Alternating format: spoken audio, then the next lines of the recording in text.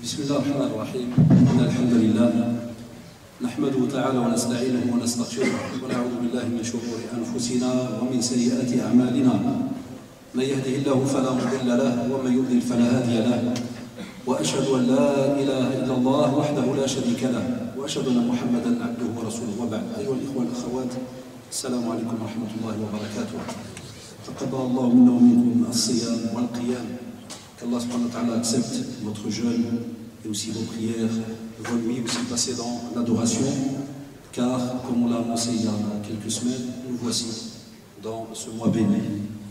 Ce mois qui va faire que certains vont, alhamdulillah, profiter de tous les bienfaits qu'Allah subhanahu wa ta'ala nous a donnés. Certains vont aussi profiter dans l'adoration pour être affranchis de l'enfer et s'approcher un peu plus du paradis. Et d'autres ne vont peut-être pas voir ce mois passer, car ils vont mourir comme toute âme entra à la mort. Et vous avez remarqué, certains sont morts hier, avant-hier, il y en a qui n'ont pas pu jeûner. Je vous l'avais dit il y a quelques semaines, subhanallah, et c'est ce qu'il y a eu. Ces derniers jours, on a reçu un tas de SMS, prières de janaza sur la mère un tel, sur le frère un tel, sur le père un tel. Mais vous avez, alhamdulillah, ce bienfait de pouvoir donc jeûner ce mois de Ramadan. Il ne faut pas leur sous-estimer cela. Wallahi, c'est un bienfait immense, ya shabab, de pouvoir donc jeûner ce mois de Ramadan. Et durant ce mois de Ramadan, vous allez entendre un tas de rappels.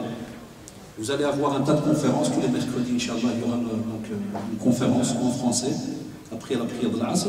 Comme il y aura aussi pour ceux qui veulent s'inscrire, Inch'Allah, pour les cours de la rentrée, que ce soit les cours que je donne tous les mercredis à 18h, Sharh al-Arba'in Nawawiyya, les commentaires, les leçons tirées des 40 hadiths de l'imam Nawawi.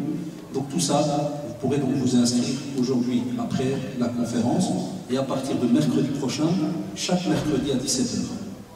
Donc il y aura pour l'Arba'in, il y a ceux qui veulent suivre des cours d'arabe, ils pourront s'inscrire, ceux qui veulent que ça soit aussi côté sœur. Donc il y a un tas de cours, il y a des cours aussi qui seront donnés pendant le Ramadan par le frère Bilal Aizouzi, qui est étudiant à l'université à Médine, qui, machallah aussi, va donner certains cours. Donc vous avez un tas d'inscriptions, profitez. Donc il y a des cours maintenant qui se donnent durant le Ramadan et les vacances, et il y aura des cours qui commenceront à partir de septembre. Il n'y a pas d'excuse, comme vous pourriez donc le remarquer.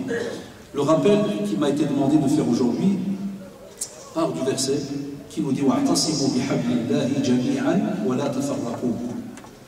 Subhanallah, quand vous allez voir donc en français, on parle du fait de se rattacher au habl, à la corde d'Allah subhanahu wa ta'ala, et on nous demande justement de ne pas diverger, se disperser, de ne pas, subhanallah, tomber dans un tas de petits problèmes entre nous qui feraient que la communauté perdrait cette union qu'elle est censée avoir.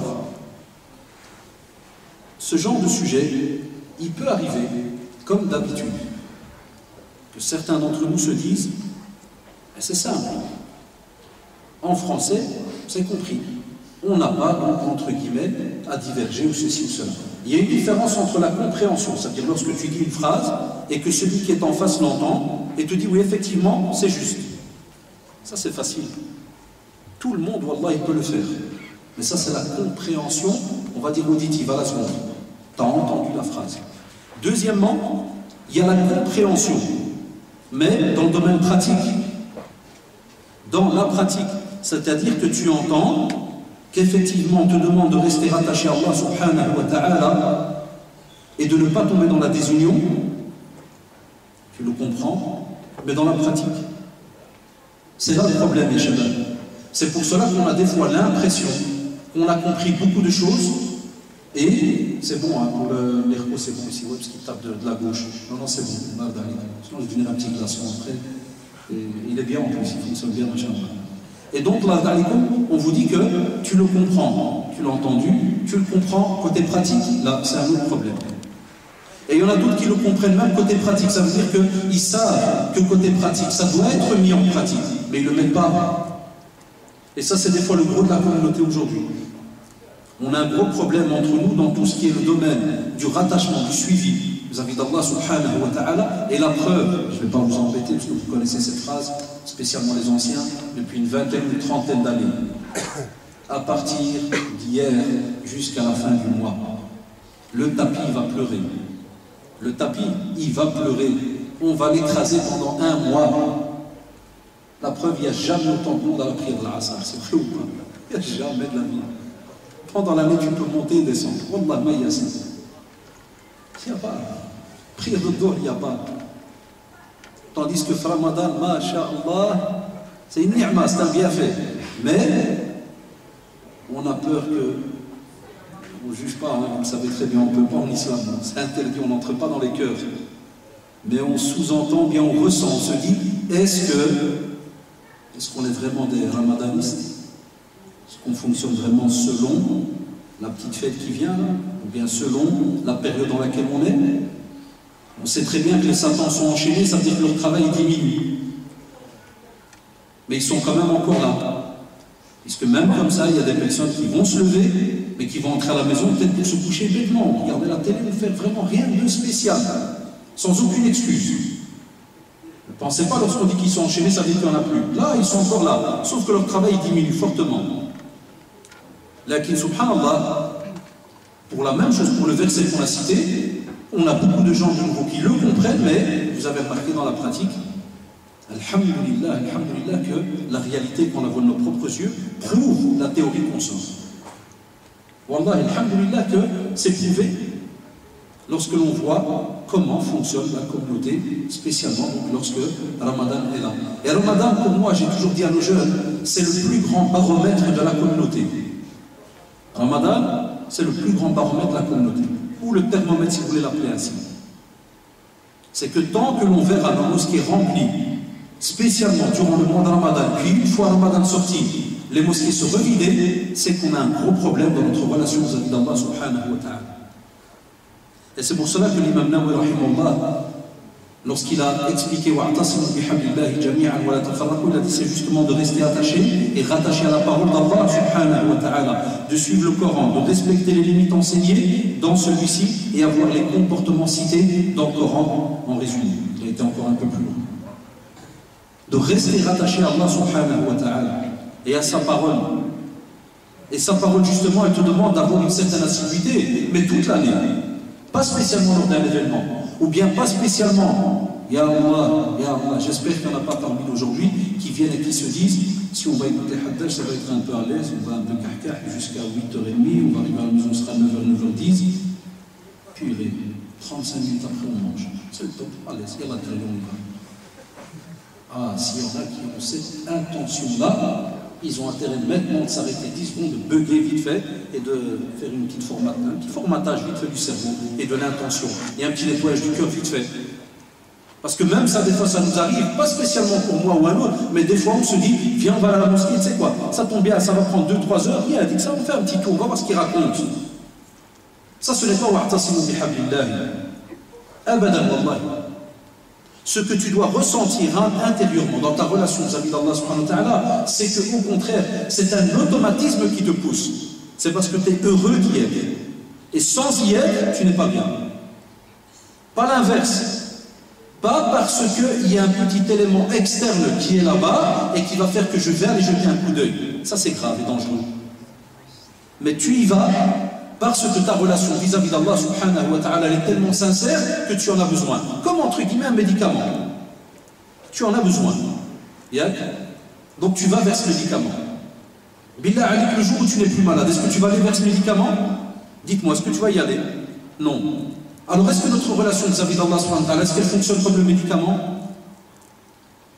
Wallahi, dans une certaine réalité, oui. Combien de fois on revient vers Allah subhanahu wa ta'ala justement parce que dans cette semaine-là, on a un problème. Rappelez-vous, juste avant les examens, on a fait la remarque, on a dit certains vont revenir à ce qu'on appelle l'invocation, ad-du'a, chose qu'ils n'ont jamais fait pendant l'année. Et ils invoquent une fois par an. Pourquoi? Les examens. Et une semaine après les examens, ils réinvoquent quand il y a les recours. C'est-à-dire qu'il a 8 échecs, alors il renvoie le. Bonjour monsieur le préfet, s'il vous plaît, pitié, pitié, pouvez-vous m'enlever 2, 3, car pendant l'année j'ai subi quelques petites exactions, s'il vous plaît, je vous aime, je vous adore, votre élève préféré, et il envoie la lettre. Et de nouveau il se met à dire, et puis dès qu'on lui dit non, t'as quand même raté, au revoir. voir l'année prochaine. Et même l'année prochaine, est-ce qu'il va invoquer? Mais non, puisqu'il a doublé. Il connaît la matière. Et tu le vois, cette année, il est cool. Wallah, il est à l'aise. Hatta la preuve à la fin d'année, quand tu dis Wachid Doua, il fait maintenant, purée, je refais l'année, frère, c'est à l'aise. Il ne faut pas derrière. Il s'autosatisfait de lui-même. Ça, c'est pas Wa'tasimu bihablillah. Celui qui est vraiment rattaché à Allah subhanahu wa ta'ala, il est fi sarra wa darra. Dans n'importe quelle situation, qu'il soit dans les moments qui soient durs, qui sont durs pour lui, ou dans les moments où, subhanallah, il est à l'aise. Hatta nos savants, hafidhullah, nous disent qu'au contraire, dans les moments où tu es à l'aise, rappelle-toi Allah subhanahu wa ta'ala. Rappelle-toi Allah subhanahu wa ta'ala. Pour qu'il se rappelle de toi, justement, dans les moments où tu as peut-être une petite difficulté dans ta vie.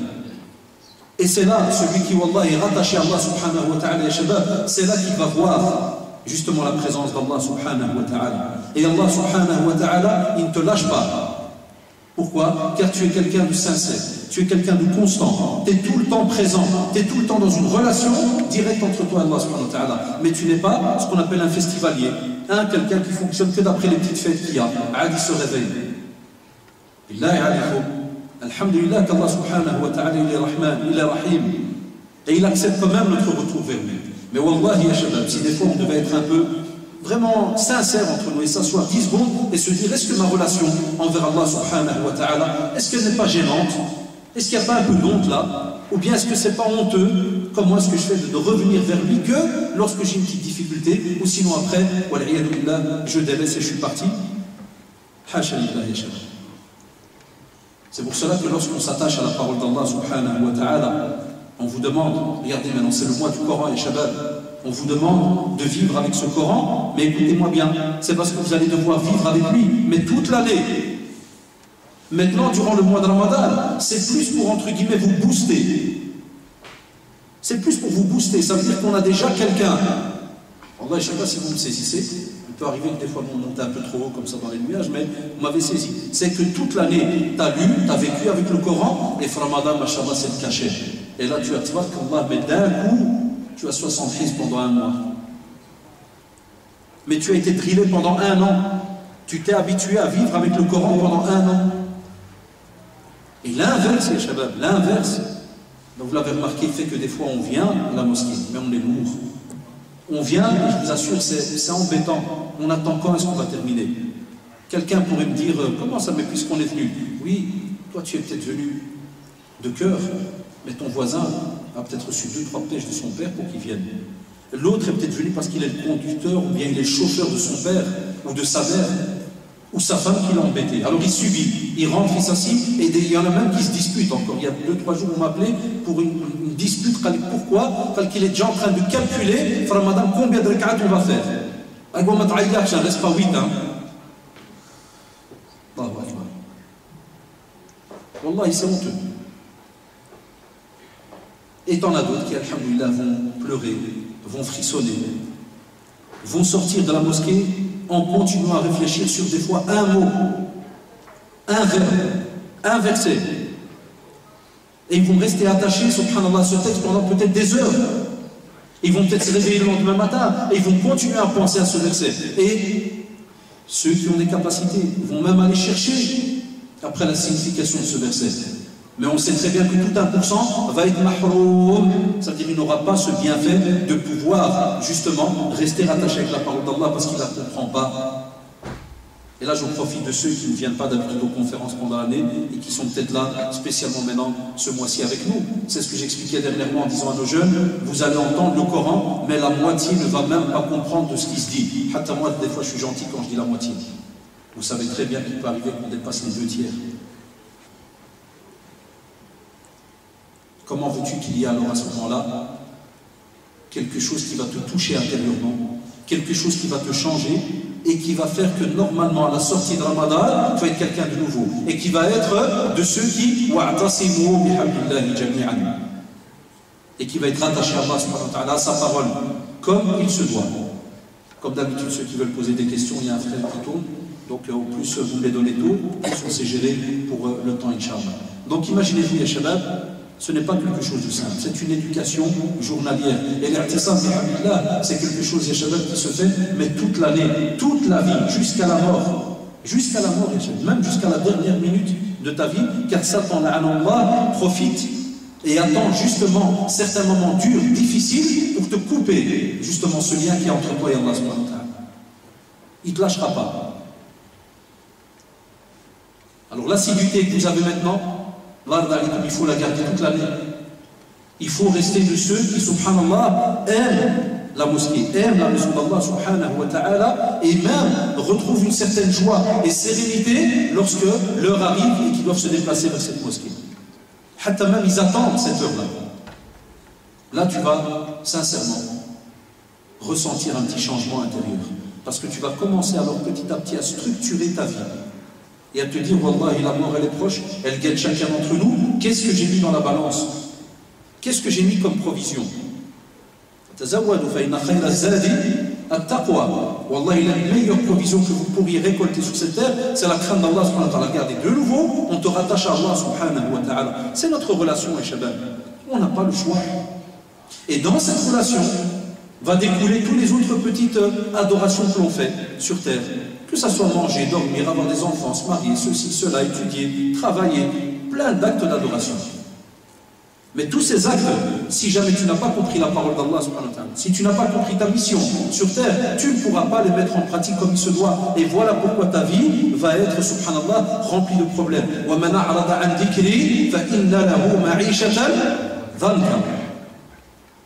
n'y a pas le choix.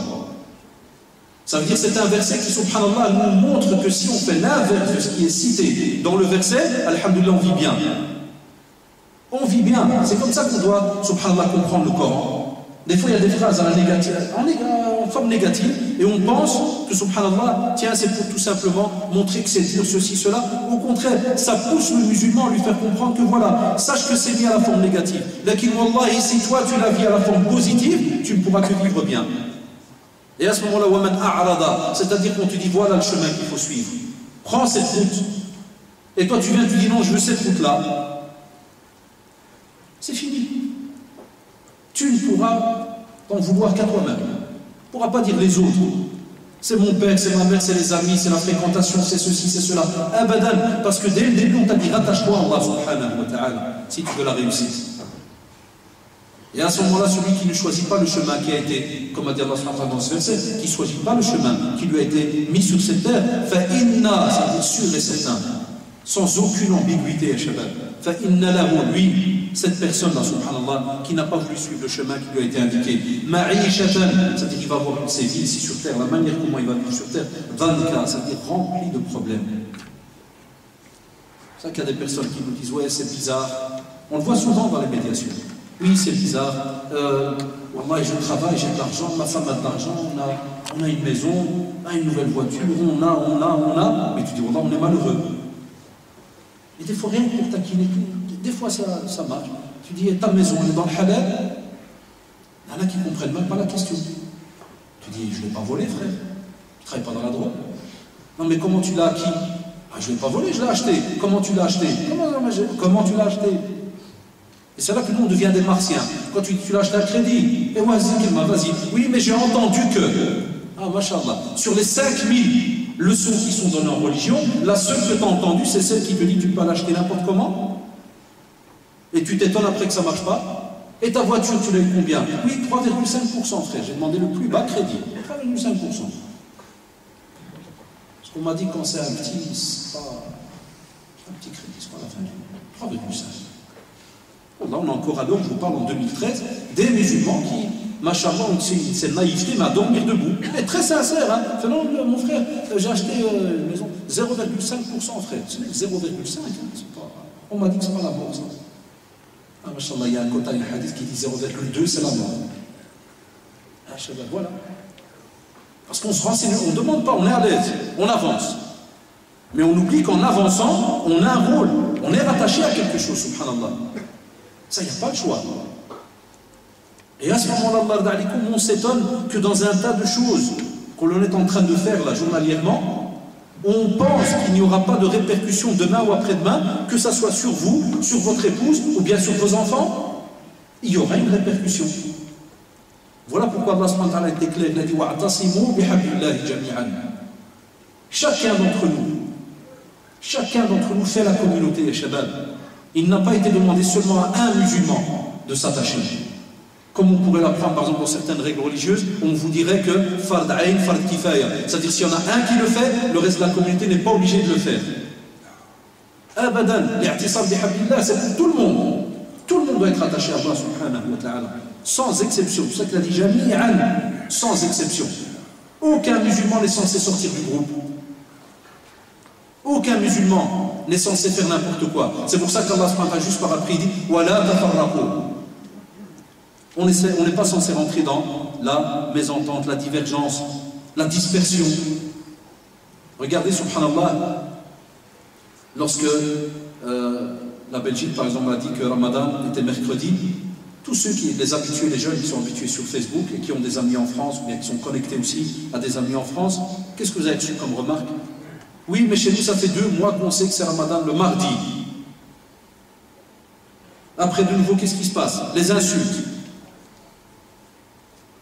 Soit des jeunes qui insultaient les mosquées qui ont dit qu'on fait mardi, soit des jeunes qui ont insulté, par exemple, ce qu'on appelle comme l'exécutif des musulmans de Belgique qu'on a ici, mais ça en France ça s'appelle le CFCL, soit il y en a qui ont commencé à les insulter. Et regardez, subhanallah, l'intention, à la base, quand tu vas les décortiquer, le jeune là qui est énervé, son intention elle est bonne. Pourquoi? Parce que tous se mettent en bas, mais à quand l'union? Quand est-ce qu'on va être unis? Et quand est-ce qu'on va faire? Et quand? Mais les moyens utilisés, c'est comme si je viens chez toi, et par exemple tu ne m'aimes pas encore, et qu'est-ce que je fais? Je t'envoie une cette tarte et je te dis, mais il faut m'aimer frère purée, réveille-toi, je t'envoie une cette tarte. Et puis je suis étonné que tu m'aimes encore moins. Puis je dis, mais arrête, je t'envoie une autre, mais aime-moi mon frère, puisque ce que je te demande est légitime. Donc regardez, subhanallah, on fait la même chose mais par écrit. On insulte et juste après qu'est-ce qu'on dit? Mais on voudrait l'union. Jamais celui que tu as insulté va accepter l'union de cette manière-là. C'est dommage parce qu'il reste un être humain. Nous on aurait aimé que la personne à la seconde, quand il est responsable, oublie un peu les insultes et tout le reste et se dit, tiens on va voir un petit peu ce qu'il y a. Mais de nouveau, on peut aussi retourner là-bas et on peut dire aussi à la communauté, qu'est-ce qu'on a compris justement de l'union? Qu'est-ce qu'on a compris des responsables côté musulman? Qu'est-ce qu'on a compris dans notre relation vis-à-vis des responsables? C'est pour ça qu'on nous demande cette union. Pour que même s'il y a un groupe de savants, même si ça aurait été par exemple en Belgique, il y a 2-3 ans, et vous le savez, il y a eu la même divergence en Belgique pour savoir quel est le premier jour de Ramadan. C'est vrai ou pas, Shabab? Combien de jeunes ont insulté les imams sur Internet, Facebook et compagnie? Combien? Mais d'une manière honteuse, wallahi. Oui, ils sont connus, ils travaillent que pour l'argent. Oui, ils prient que pour l'argent. Oui, mashallah alik. Et on y va. Jamais on va avoir une union de cette manière-là. Et tout ça, wallahi, ya shabab, qu'on l'accepte ou pas, c'est une preuve de notre ignorance. Parce que normalement, lorsqu'on connaît les règles de la religion, et qu'on sait qu'en islam, lorsqu'un groupe de savants a pris la responsabilité sur leur dos, parce que c'est eux les responsables devant Allah subhanahu wa ta'ala, toi, tu n'as pas encore ce qu'on appelle le statut de savant. Ou sinon, si tu avais ce statut, tu serais avec eux. Sois logique. Mais tu n'es pas avec eux. Ni moi, ni toi. C'est une autre famille. C'est la famille du premier étage. Ils sont au-dessus. Nous, on est au rez-de-chaussée. Et même au rez-de-chaussée, on a plein de chambres. Ça part du plus 0 jusqu'au plus 10. Et mais même des chambres où il y a moins 10. Tu ne sais même pas ce qui se passe sur Terre. Un bon courant. Pas vous savez, ni pris, ni plat, ni aoui. Il ne sait même pas ce qui se passe. Dans une autre chambre. De temps en temps, il ouvre la porte. Puis il voit que ça crie en face. Oh purée, ça c'est chaud là-bas. Là, il referme la porte. Oui, tu rentres quand chez eux? Peut-être l'année prochaine, Inch'Allah, je reprends la prière, tout va bien. D'autres qui regardent par la fenêtre. Ah, Dieu est grand, Masha'Allah. Puis dès qu'il fait un peu de tolère, il ferme. Tout, subhanallah, l'état dans lequel des fois on fonctionne, même dans nos familles, vous le savez. Et à ce moment-là, subhanallah, nos réactions, comme vous l'avez remarqué, elles ne vont jamais concorder avec ce genre de verset. C'est pas possible. Et c'est pour ça qu'on casse la tête maintenant à cette future génération de jeunes et de leur dire hier, Allah, et faites attention à toutes ces maladies, subhanallah, qui sont là et qui causent justement la désunion. Parmi elles, comme ces causes que l'on voit. Des fois, il ne faut pas se leurrer, des fois c'est l'orgueil. Il y a certaines personnes, subhanallah, ils ont la maladie de mépriser les autres. Ils ont comme ça cette maladie. Ça veut dire jamais tu vas venir chez lui, tu vas lui dire, Masha'Allah, il y a le voisin, il a fait un beau petit jardin, kada. Jamais il va dire, Masha'Allah, il va dire, bidon, Jardin, c'est pas ça. Tout le monde fait un jardin. Jamais il va te dire, Masha'Allah. Oui, le voisin il a acheté une belle voiture, oui, sûrement il fait la chercher. Oui, le voisin il a. Oui, sûrement il fait cadeau. Il y a des gens comme ça, vous les connaissez. Mais si lui a fait quelque chose, tu dois lui dire, Masha'Allah, frère. Oh purée, comme toi, il n'y en a pas 10. Masha'Allah, Adi. C'est des gens de petites des imitations de vampires bizarres. Chez les vampires n'existent pas, entre guillemets, mais on a des suceurs de sang. Il y a des petits animaux comme ça, très connus au bled, des petits suceurs de sang. La famille des pucerons et compagnie. Ils ne te lâchent pas. Il y a des gens comme ça, subhanallah. Et cet orgueil, c'est une sale maladie qui est dans l'être humain, et qui fait que le jour du jugement dernier, comme il est connu dans la sunna du prophète, il ne sentira pas l'odeur du paradis, et il est là. Et il se gonfle, et n'accepte jamais rien des autres. D'autres, subhanallah, c'est ce qu'on appelle le manque de connaissances dans le domaine des divergences. Ils ne sont pas au courant qu'il y a des divergences dans certains domaines. Et puis de nouveau, tu reviens à la théorie qu'on a dit, dans quel étage toi tu es? Si tu es un étudiant, Allahu Akbar, ça veut dire que tu as déjà certains outils. Tu es capable d'écouter la divergence, d'aller voir un peu dans les ouvrages qu'il y a d'ailleurs, et de te faire une opinion. Et de te dire, Bismillah, moi, sincèrement, avec le peu de connaissances que j'ai, je préfère aller vers cet avis. Et puis tu as l'autre qui n'a pas d'outils, qui ne connaît pas le domaine de la religion. Et lui, de nouveau, on va lui retirer la même chose. Qui est responsable? Nos savants. Même si ça t'embête, ya shabab, wallahi, même si ça vous embête, on doit revenir vers le respect de ces savants. Dernièrement, j'étais dans une assise avec des jeunes, c'était une soirée de questions-réponses, puis un jeune, regardez, sincère, il me sort, il me dit, mais on n'a pas de savants en Belgique. Tout tabarakallah alaykoum. Apparemment, toi, cher, je ne te connais pas. Je ne suis pas un cher. Et comment tu as pu établir une liste comme quoi il n'y a pas de savants? Non, je ne voulais pas dire ça. On va parler du français alors. Pas des petits Chinois entre nous et d'autres qui font avec les gestes, pas normal. C'est qui ça qu'on dit il n'y a pas de savant? Sur quelle base? Sur quelle règle? Quelle règle as-tu employée? Comment t'as... Non, il y en a. Ah, il y en a. Donne-moi c'est lesquels? J'en sais rien. Donc ça, c'est encore un autre style. C'est qui t'a... Mais il ne va pas soigner. Non, il va aux urgences et on lui dit, écoutez, monsieur, il faut un plâtre, mais il faut attendre 3 heures. Il n'y a pas un plâtre maintenant? Non, il faut attendre 3 heures. Je m'en fous, moi, je parle. Après 3 semaines, il vient avec une main toute maouja, vous n'avez pas un plâtre, maintenant il faut couper le bras, monsieur. Ah, il faut. Oui, ça c'est quand il sera mort. Il arrive quelqu'un, mais il n'y a pas de savon en Belgique. Ah, pourquoi tu n'as pas mis en pratique? Il n'y a pas de savon.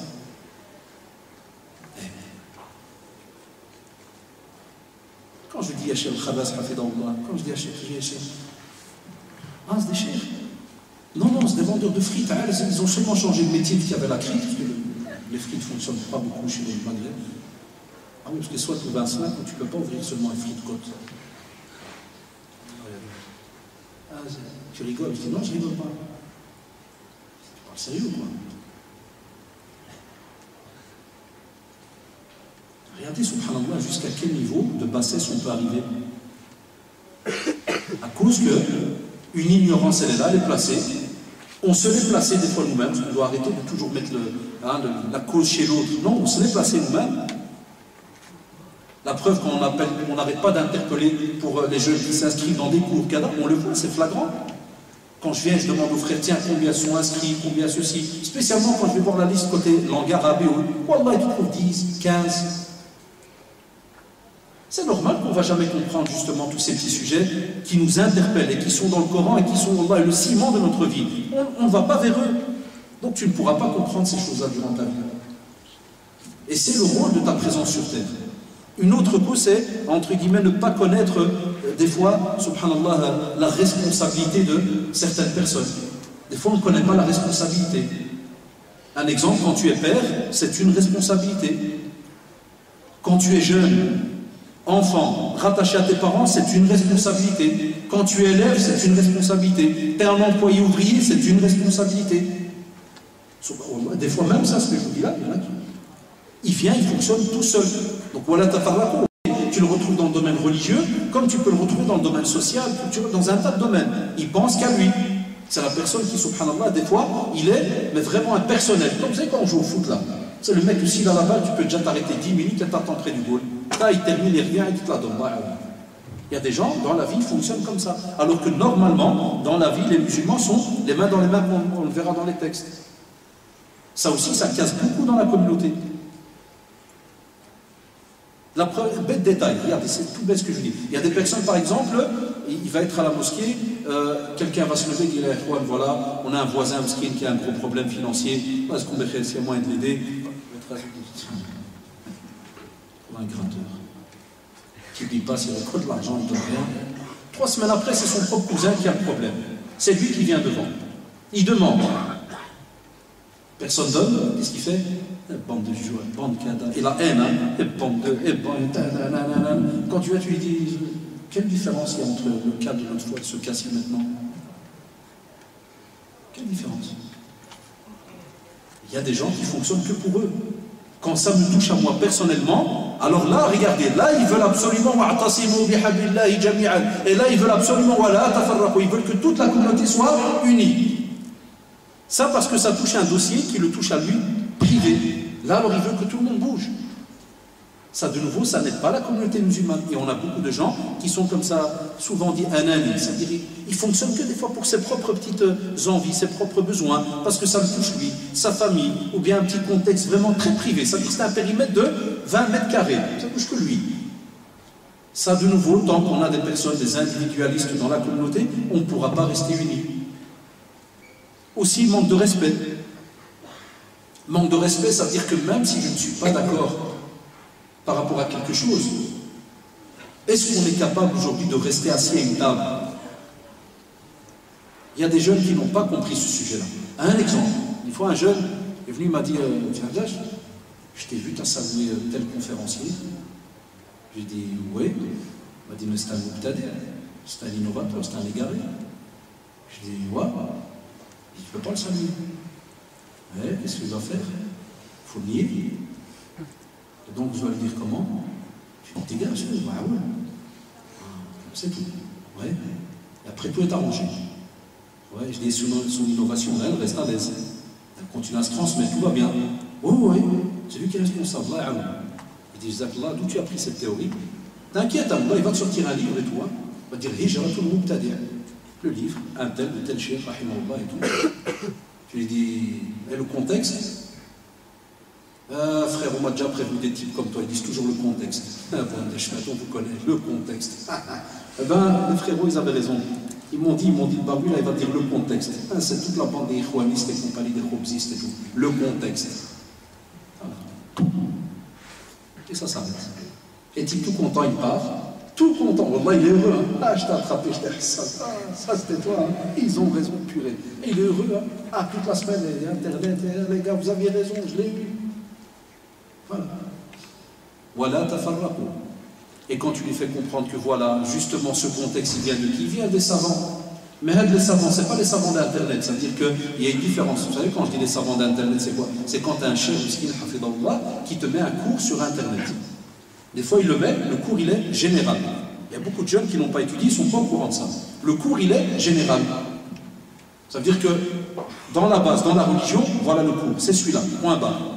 Après, subhanallah, on va te dire la situation dans laquelle tu es, est-ce qu'elle concorde avec ce gars-là? Ou bien, écoutez-moi bien, parce que tu es dans un pays non musulman, ça fonctionne d'une autre manière. Première question. Et la preuve, quand on discute avec nos machères, des fois ils nous disent, vous êtes dans quel pays? Vous appelez d'où? Ah, on est dans tel pays. C'est un pays musulman? Non. Bon, là, il m'est arrivé de parler avec certains machères, quand j'avais été du côté de Riyad, dans des villages, le chef, il est jamais de sa vie à voyager. Quand je lui dis Belgique, Wallah, mais il connaissait. C'est tout à fait normal. Il ne faut pas me dire, oh, ok, mon arabe, il ne connaît pas. Mais c'est normal, les gars. Maintenant, tu vas à Zradran ou à Testoté, au fin fond de la montagne, tu dis un petit peu, tu dis Belgique, il se met à te regarder, il fait Chine, c'est quoi?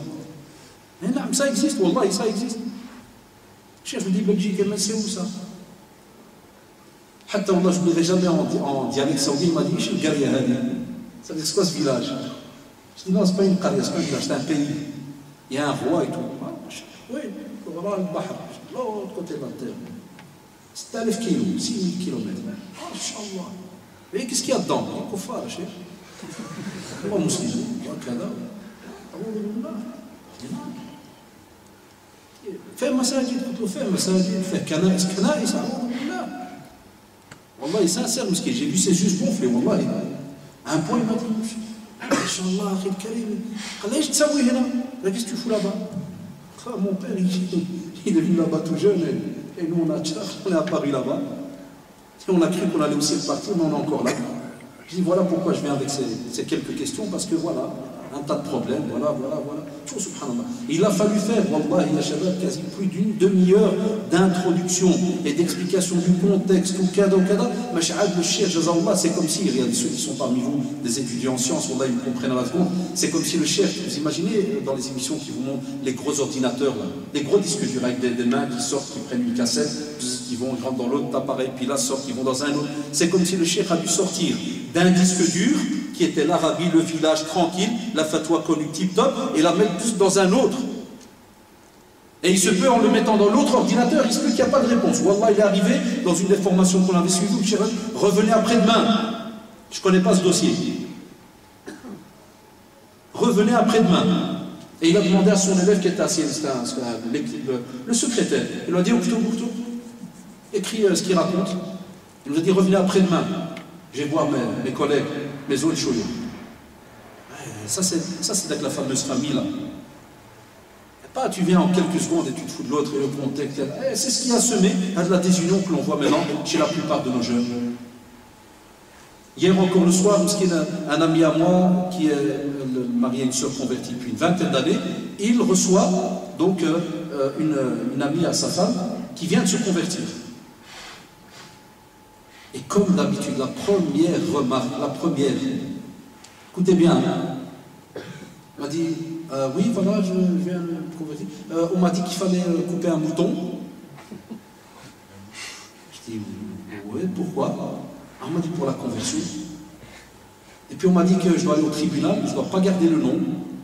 Après le Nicole, il m'a dit, c'est haram de faire Leïla ou la Fatima, on l'a dit. Je dis, ouais, quoi d'autre? Ah, pour l'instant, ce qu'on m'a dit. Regardez la sincérité, c'est pas mal. Tu as des personnes, c'est ce qu'ils nous disent. C'est quand même cher l'entrée en islam. Hein. Parce que j'ai appelé un juriste, il m'a dit chaque lettre, il faut payer peut-être 120 € par lettre. Il n'y a pas des petits noms musulmans? Oh, au lieu de mettre Fatima, il n'y a pas moyen Fatih. 480, c'est pas 820. Hein. Mais Mohamed, il n'y a pas moyen Moumou. 360 €. Alors, hier, Allah, je le dis maintenant, ça fait un peu rire, mais j'étais avec eux au téléphone hier, je dis non, je dis Wallah, il n'y a pas de mouton. C'était peut-être des gens qui avaient envie de zéro, ils sont dit tiens, un petit pigeon qui vient d'entrer dans l'islam, une petite zelda, parce que c'est la crise. Mais c'est la vérité, les gars, il n'y a pas de mouton, il n'y a rien. Votre nom, il ne faut pas changer. Le professeur, ça m'a changé les noms qui, soit quand tu le traduis, ça donne quelque chose qui est contraire à nos croyances, après d'ailleurs, donc il ne change pas. Puis il y a d'autres savants, un peu plus loin, ils disent voilà, c'est mieux qu'on donne un prénom musulman. Comme ça, les gens, quand ils te voient, il y a un exemple quand tu passes devant quelqu'un qui est avec un Belge et que tu entends que le Marocain dit hey, Nicolas, viens. Toi, si tu viens, tu vas dire à Nicolas bonjour. Tu l'entends dit Nicolas. Mais si tu vois qu'il est blanc, tiens, mon copain, tu as l'air trop blanc, toi, tu es quelle nationalité toi? Je suis un mixte. Un mixte, toi? Ah, t'es pas bon, toi, t'es mixte. Il me faut un ex, un vrai de vrai. Un mixte. Il n'y a pas quelqu'un qui n'est pas mixte ici? Ah, mon copain, ah ben oui, mon copain Daoud. Ah, Jazakallah, si Daoud. T'imagines par exemple, prends quelqu'un, voilà, il vient il est avec nous ici. Qui vous dit que c'est un invité? Salam alaikum ou pas alaikum salam? Il se peut qu'il est venu avec un pote, hein, qui vient voir le ramadan, comment les musulmans ils vivent, c'est la fraternité, ils sont en groupe. Qu'est-ce qu'on fait quand on passe à côté de lui? Bon, lui c'était un mixte, ça va, il n'a pas une tête de mixte. C'est bien blanc. C'est mixte de quoi? Algérien finlandais. Ah, c'est mixte de mixte. Je crois que c'était algérien belge. Ah, finlandais. Allah va regarder là. En Finlande. Ah, il manquez-vous dans la liste. Masha'Allah, les Finlandais. Non, sérieux, regardez, subhanallah adim, un exemple, tu passes à côté du frère ou quoi? C'est bonjour. Ça apprécie, dit non, salam alaikum. Comment on va le savoir? On doit lui dire, excuse-moi, je ne pouvais pas savoir. Ça, les savants, ils ont dit, même quand on était au centre islamique avec le Machère, ils disent, dites-leur, c'est mieux de prendre un prénom, petit prénom musulman, ils le transmettent à leurs copains et autres dans la famille. Comme ça, lorsque les gens l'interpellent, ils disent, Mohamed vient. Ah, l'autre, quand il vient, il dit, Mohamed, assalamu alaikum, fil Eid, il y a des doigts qu'on se dit, kada. Vous voyez ce que je veux dire? Mais imaginez-vous, billah alaikum, une certaine, entre guillemets, désunion intellectuelle, même dans le domaine de l'autre qui vient à peine d'entrer dans l'islam. Qu'est-ce qu'elle m'a dit après au téléphone? Elle m'a dit, donc il n'y a pas tout ça. J'ai dit non. Regardez, c'est gênant, hein. Moi je rigole parce que c'est mon métier, je suis habitué. Mais elle m'a dit, mais monsieur, je vous jure, c'est des musulmans qui me l'ont dit. Parce qu'il est encore sous le choc comme pour dire, c'est quoi ces gens-là? C'est quelle secte? C'est quel groupe ça? Elle m'a dit, mais monsieur, c'est des musulmans. Je dis, madame, bienvenue au bataillon. C'est des musulmans, mais c'est tellement light qu'ils ne sont pas au courant de certaines choses. Ils font ça d'après la joie de vivre, d'après la conjoncture actuelle, d'après les traditions, les cultures, d'après ce que les voisins ont dit, l'arrière-arrière-grand-père a raconté. On va aller chez eux. Une fois dans la mosquée, la même chose, je vois Mskina Belge, j'ai dit, après Jésus qui était belle, il priait, il lisait un petit papier comme ça, tout petit. Là, moi j'étais assis à table, les deux le quatre, moi j'étais assis à table, puis il descend, il met devant lui, puis il retourne pour les sous-jaunes, moi je regarde. Puis quand il termine, je dis, frère, ouais, il dit, tu viens avec un papier et tout. Je dis, oui, qui t'a dit ça? Mon copain au travail, hein. Et j'ai testé, j'ai testé. Je dis, tu peux l'appeler? Je dis, moi je suis imam, il dit, ah, il a appelé, ça m'a un confrère, je suis avec ton copain. Machallah, il y a qu'un papier qui lui a dit, il y a qu'un papier, c'est toi? Il m'a dit, oui. Toi qui te l'as dit? Il m'a dit, je ne sais pas, frère. Il m'a dit qu'il veut prier. Je lui ai dit, prends le livre. Ah, c'est tout. Oui, pourquoi? Non, rien, tout est beau, bonne année, hein, je ne sais pas, frère. Comment ça, pourquoi? Mais laisse-toi bien. Ah non. Ça, entre parenthèses, c'est une autre désunion qui va arriver, c'est laquelle, c'est ce qu'on voit maintenant. C'est que chacun pratique à ça. Sa manière, à cause de quoi? À cause de personnes qui viennent et qui des fois racontent n'importe quoi, n'importe comment. D'après, des fois, la petite nervosité qu'il a, ou ce qu'il a entendu, ou ce qu'il a pu comprendre, et ainsi de suite. Et vous avez remarqué, à Shabbat, qu'on a une de ces désunions incroyables dans le domaine religieux.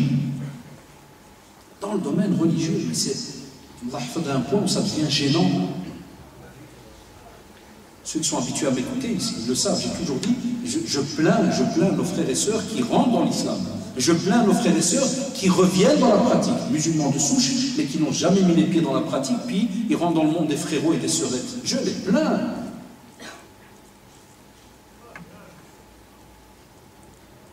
Un exemple côté sœurs, la même chose, ils rentrent. Un exemple, encore hier, Wallah il-Adim, hier encore. Sœur me dit, je peux venir à votre conférence? Je dis oui, mais j'ai pas de voile. Je dis oui, il n'y a pas de problème, vous venez, Inch'Allah, peut-être qu'en écoutant, Bidnillah. Oui, mais je voulais vous dire, quoi? La semaine passée, j'ai été, on m'a clashé direct.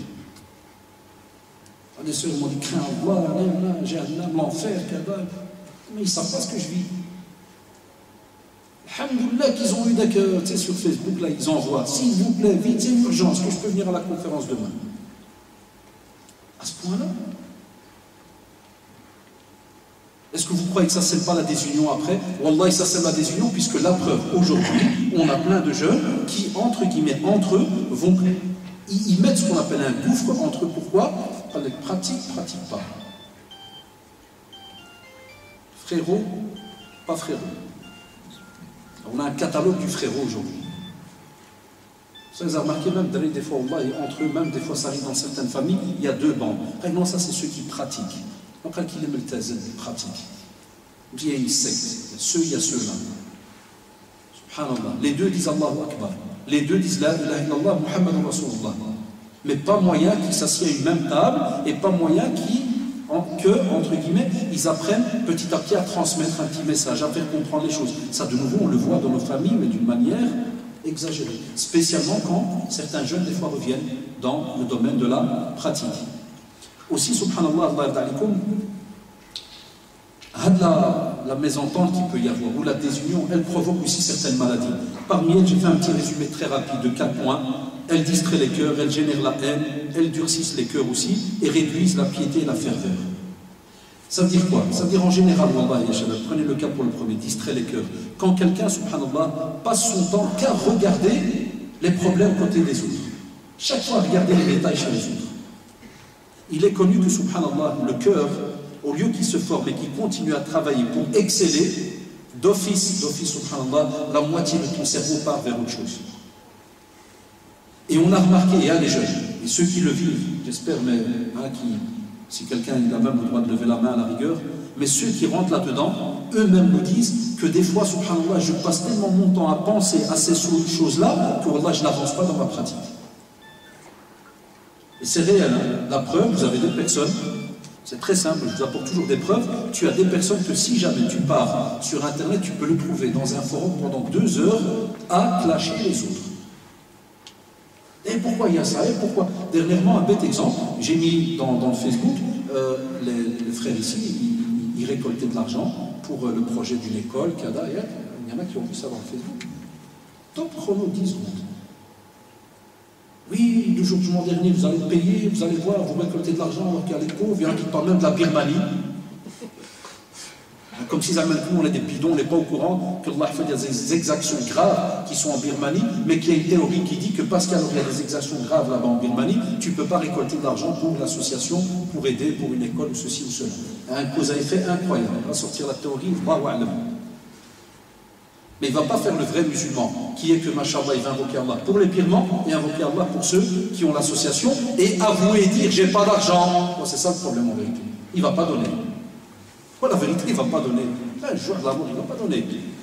Mais pour ne pas te le dire, non, il va attaquer des deux côtés et pour remonter son moral à lui, parce qu'il a des remords, il va te parler de la Birmanie. Et subhanallah, ceux qui sont dans mon Facebook, ils ont vu 2-3 réponses comme ça qui viennent, mais des attaques graves. Alors que, écoutez-moi bien, on va positiver. Quand tu vas voir le discours qui est écrit, tu vas remarquer que, subhanallah, l'intention de la personne, on ne peut pas entrer dedans parce qu'on est devant un écran, il n'est pas devant nous. Mais quand tu décortiques les mots, son intention en vérité, est-ce qu'elle est bonne ou mauvaise? Wallah, d'une certaine manière, elle est bonne. Parce que si tu t'assieds à ton aise et que tu mets ta sunna en pratique et que tu lui trouves 70 excuses, peut-être ce gars-là, il s'est dit, est-ce qu'ils te cassent la tête avec leurs écoles, je ne sais quoi, alors qu'il y a des gens qui meurent. Comme dernièrement, j'avais mis une conférence mariage, parce qu'on me l'a demandé, une conférence mariage, j'ai un frère, il me répond, et la Syrie, mon frère.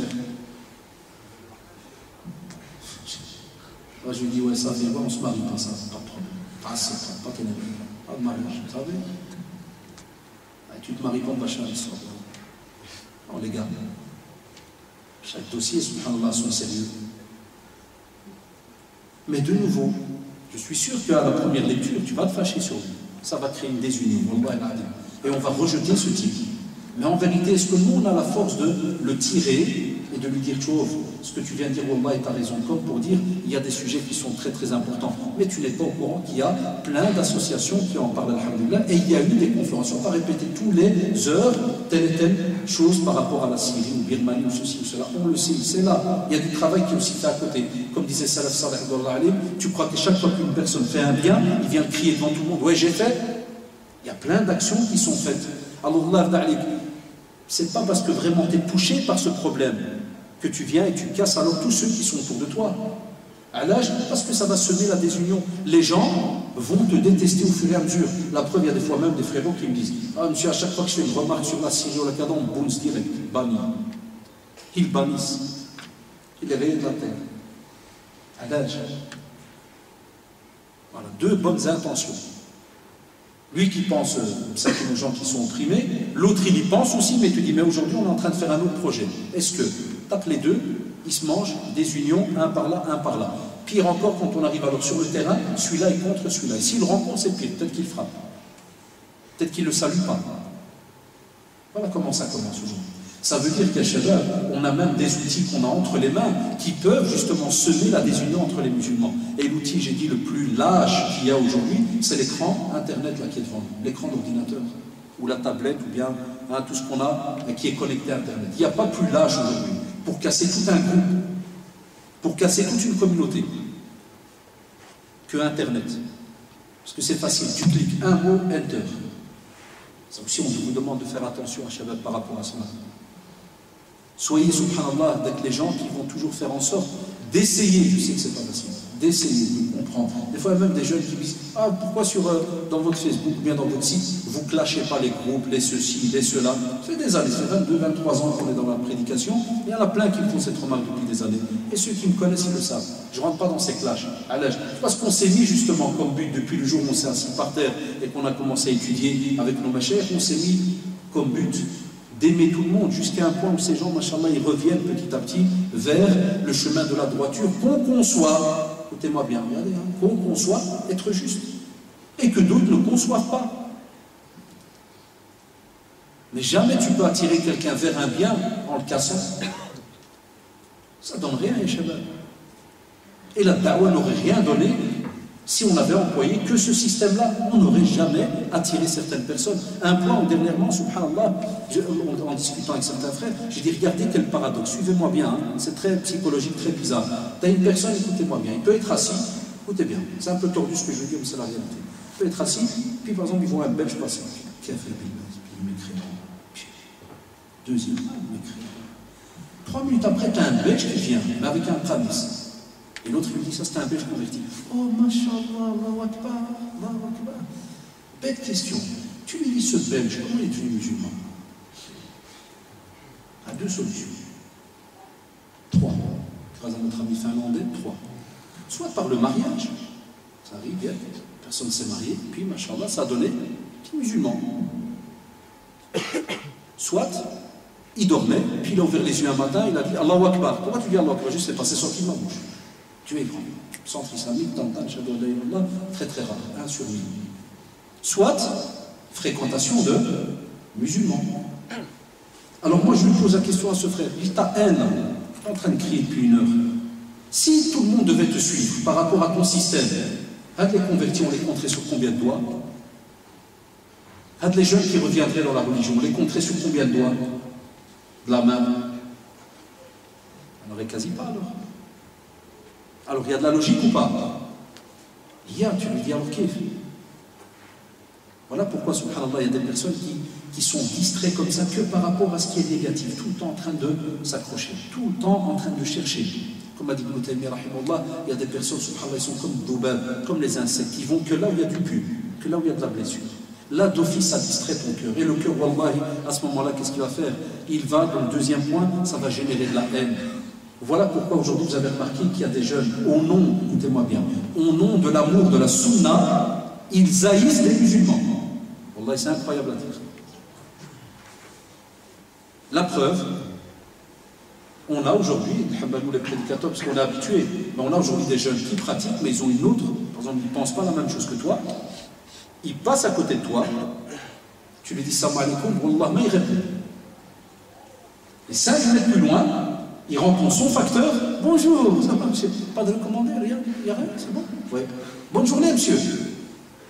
Type, il continue de loin. Bonne journée, là. Bon. Et toi, tu lui redis salam alaikum. Un peu, il t'embauche direct. Allah, il te met dans un four, dans le crâne direct. Tu ne réponds pas. Il faut remonter dans cette haine. Va voir d'où est-ce qu'elle a commencé, le comment. Où on a eu quelqu'un, entre guillemets, d'ignorant qui a expliqué certaines choses d'une certaine manière jusqu'à ce que la personne, subhanallah, va être distraite, voir que les défauts, les détails, il ne sait même plus à la fin, est-ce que c'est une divergence ou pas? Est-ce que, non, tape, il tombe dans la haine de l'autre. Où est-ce qu'on est à voilà tafarraqou? Et troisième point, une fois que la haine est installée, wallah, il faut être honnête, les shabab, le cœur il durcit. Le cœur il durcit, il n'y a pas le choix. Il y a des jeunes dans le domaine de la da'wah, dans le domaine de la da'wah, impossible que tu vas me dire que tu es quelqu'un qui aime le bien aux autres si ton cœur est dur. Et si tu es dur envers les autres. C'est une théorie qui ne fonctionne pas. On peut effectivement être des fois dur dans certains domaines, ou quand je dis le mot dur, c'est-à-dire où on ne rigole pas. Quand quelqu'un vient et te dit « Ouais mon frère, moi chaque jour je bois une Carlsberg, je ne prie pas, mais j'aime Allah. Et je t'aime, t'as une belle tête, je te jure. » Et toi, alors que tu fais, tu lui dis « Ouais, ben tu sais, pour ça, moi aussi je t'aime bien. » Ah, t'as bien. Non, tu dis stop. Tu gardes le sourire. Et tu dis « Mon frère, on ne joue pas avec ça. » Il n'y a rien à voir ma tête ou pas ma tête, mais s'il te plaît, tu es en train de désobéir à Allah subhanahu wa ta'ala, tu es en train même de combattre Allah subhanahu wa ta'ala, tu es même conscient de ce que tu fais, si tu as besoin d'aide, bismillah. Mais que je casse avec toi tous les soirs, comme si rien n'était, peace and love, non mon frère. Peace, d'accord, love, c'est un autre domaine. Anam. Et là tu lui expliques, tu dis voilà, on ne pourra pas rigoler sur n'importe quoi, on ne peut pas ceci, on ne peut pas cela. Vous voyez, donc il y a quand même, subhanallah, des fois dans la religion, certains moments où on te demande, entre guillemets, un certain sérieux. Pourquoi? Parce que le sujet demande du sérieux. T'es assis, quelqu'un dit non, il n'y a pas de prière, pourquoi? La foi est dans le cœur. Mais t'énerve pas, hein? C'est ma manière. Hein? T'as raison, je ne vais pas m'énerver, mais on ne va pas rigoler avec ça. Pourquoi? Tu as sorti une théorie, tu dois m'en apporter les preuves. Et explique-moi que si elle est dans le cœur, donc il n'y a plus de prière. Et on commence, on discute, mais avec politesse, on aise.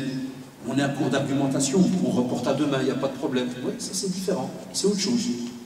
Et quatrième point, elle va automatiquement réduire la piété et la ferveur. Pourquoi? Et spécialement, j'ai mis en parenthèse, dans tous les actes qui te sont propres religieusement. C'est logique, les shadab, je crois que vous m'avez saisi. Quand quelqu'un, son cerveau et son cœur est absorbé par les autres, par les problèmes, par ceci, par cela. Bilal, est-ce que vous pensez que dans les actes d'adoration, il est quelqu'un de structuré, comme il se doit? Est-ce que lorsqu'il va commencer à prier, il est à 100% connecté à l'aise comme il se doit? C'est un gros problème aussi.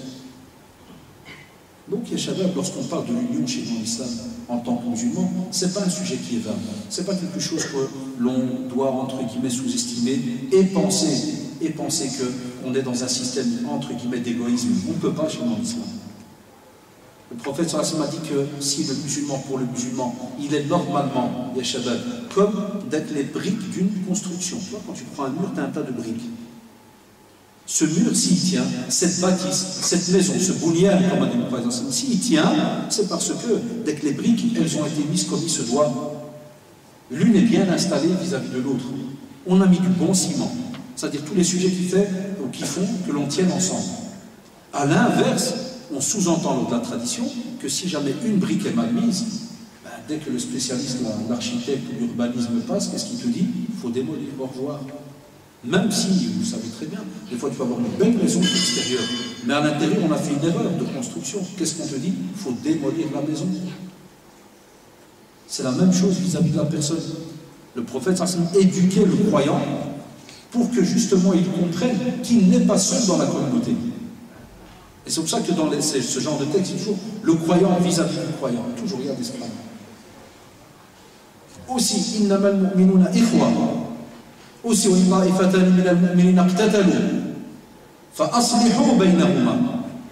nouveau la même chose, même si une communauté, donc le verset juste avant, les musulmans, les croyants sont frères. Après on te dit si jamais une communauté, revenez dans les appartements, si deux groupes, il dit regardez, il dit Allah subhanahu wa ta'ala, il les a laissés croyants. C'est-à-dire si on a deux groupes de croyants qui se combattent, il n'a pas directement donné le jugement dès le début. Non, c'est à la fin du verset. À la fin, si jamais on vient et qu'on essaie de réconcilier et qu'on fait tout son possible et qu'on montre la vérité au groupe et on lui montre ceci et cela, à ce moment-là tu peux te défendre alors vis-à-vis de l'autre et de l'arrêter dans ses limites. Pourquoi? Parce que subhanallah, on fait d'abord passer en premier l'union de la communauté. Et on ne laisse pas quelqu'un semer la zizanie et le trouble. Et même dans le système coranique, subhanallah, dans les relations humaines, et tu trouves toute une structure, tout un système. On ne vient pas automatiquement et on te dit tu dois casser ceci. Il y a tout un système, subhanallah. Aussi, le prophète, quand il te parle du musulman, comme le corps, c'est-à-dire s'il y a un membre du corps qui se plaint, tout le reste du corps se plaint de quoi? De fièvre, subhanallah, de fatigue. Ça veut dire que normalement, regardez, on est loin des fois de la pratique. Normalement, si mon voisin, religieusement, il ne va pas bien, eh bien, je ne vais pas bien. Et nous, s'il ne va pas bien, on crève. Qui lui a dit de ne pas prier? C'est lui qui prie, pas moi qui l'a dit. Ça, des fois, c'est des réponses qu'on a.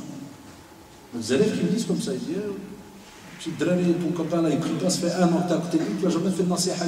Monsieur, chacun dans sa tombe. Alors, je commence à me plaindre, oui.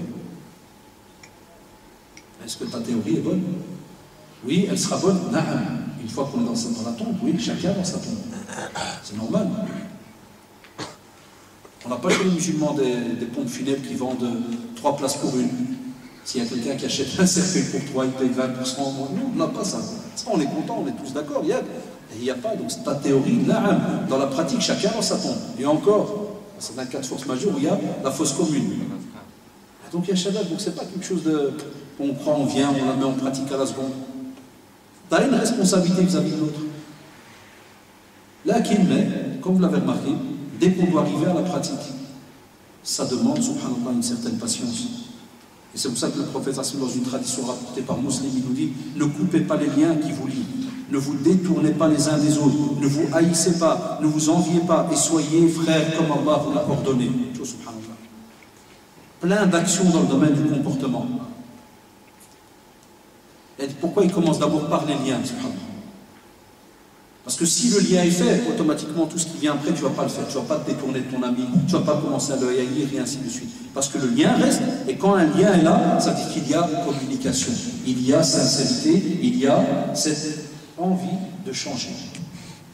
Mais il faut garder le lien. Parce que s'il n'y a pas le lien, d'office tu vas haïr l'autre.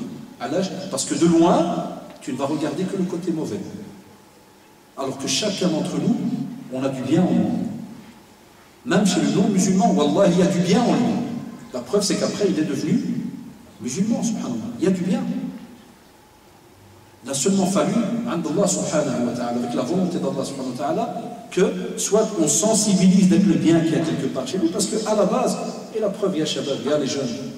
Ça, dans les conflits, je dis toujours à nos jeunes, si Allah a dit pourquoi autant de haine, autant de problèmes là? Puisque le prophète m'a dit, Yuladu waladu ala al-fitrati.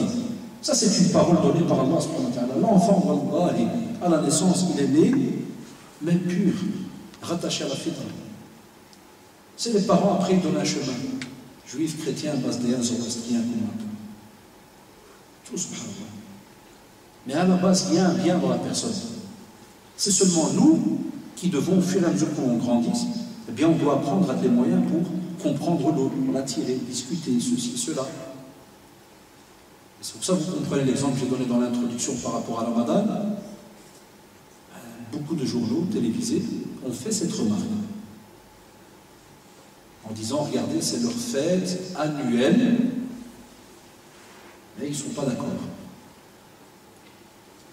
C'est une zebda pour une certaine presse, certains médias, c'est une zebda pour eux. Ils ne sont pas d'accord. Alors que même autant des compagnons dans l'Ali, mais hadith il est connu avec Abdullah ibn Abbas. On a aussi Al-Abbas, on a Muawiyah qui vient, qui dit: ah, je reviens de tel endroit, il jeûne. Et corrigez-moi, je crois que c'est Ibn Abbas ou Abdullah ibn Abbas. Ça dit Al-Abbas ou bien Abdullah ibn Abbas. Dans le hadith où il lui a répondu, il lui a dit: et nous ici on n'a pas vu. Qui se rappelle? C'est bien Abdullah. Donc Abdullah ibn Abbas, il dit alors à Muawiyah radiyallahu anhu, et nous, on n'a pas vu la lune. On ne l'a pas vu. Le croissant de lune, on ne l'a pas vu. Le fait qu'on ne l'a pas vu, est-ce que ça a engendré à ce moment-là, à la seconde, une dispute, une guerre entre eux? Là. On allait discuter. Quand le prophète sallallahu alayhi wa sallam était vivant, on allait chez lui. Il y a une discorde, on allait chez lui. Comme il est connu dans la Sunna, comme il est connu dans le Coran, il y a une discorde, on va chez les plus âgés, les plus connaisseurs de la religion, spécialement quand c'est une discorde dans le domaine religieux. Mais est-ce qu'on a de nouveau ce respect? Vous voyez toute la théorie qu'on a sortie pendant plus d'une heure, mais est-ce qu'on a ce respect vis-à-vis de nos savants, vis-à-vis de nos aînés, vis-à-vis là? Parce que le caractère est tordu. Parce que le caractère a été poncé d'une manière incroyable.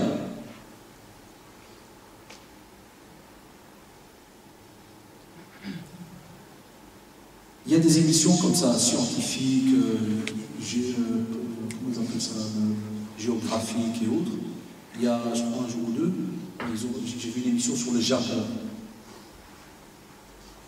Et ils sont rentrés dans un petit restaurant japonais, et c'est un Français qui le tient.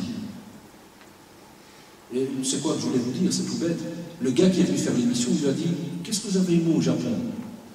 Il lui a dit le respect. Écoute bien, il lui a dit le respect, et il lui a dit spécialement le respect de la hiérarchie. Il a dit, eux, quand il y a un chef, c'est un chef. Point barre, mout, il meurt, c'est un chef. Et nous, t'es qui toi? Où tu viens? T'as étudié où? Il a toute la liste des universités et des noms. T'as étudié où? Ah, t'as étudié en Arabie? Attends, c'est bon, toi, tu peux parler.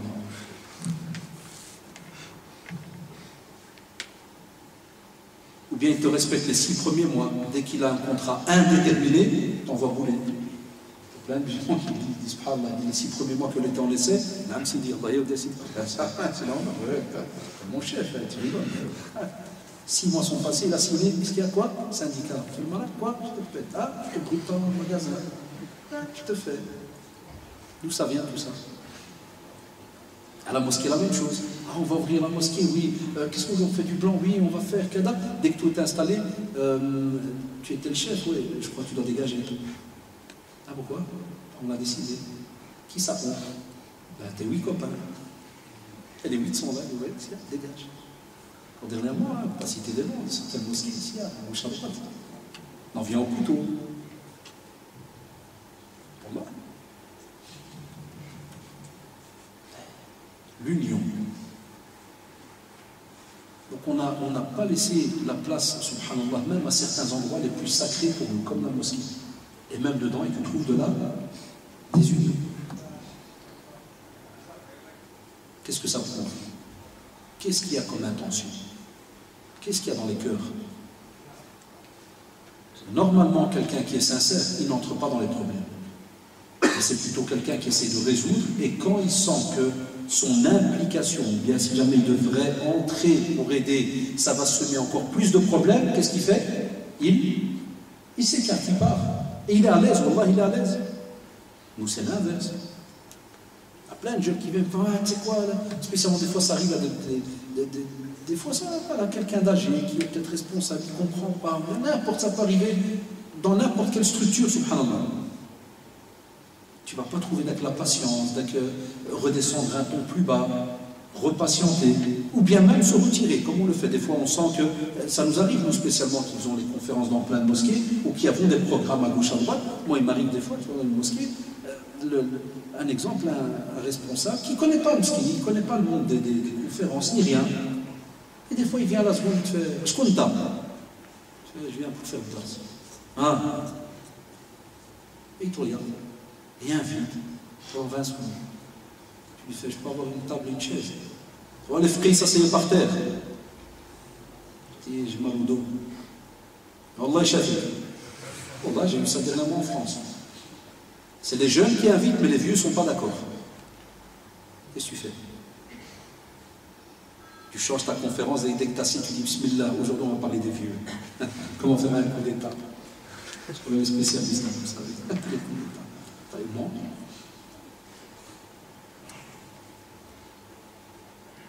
Pourquoi je vous dis ça? Parce qu'il y avait un jeune qui était là, Allah qui nous aime bien, tout, puis il m'a fait, comme ça il parlait en français, il me fait dis-moi oui, je vais te dire, dis-moi oui. Moi je m'occupe de lui, on a parlé comme ça. C'est pas toi qui as le problème avec lui, t'inquiète, quand j'aurai besoin de toi, l'armée, elle va mettre un fait, regardez ce problème.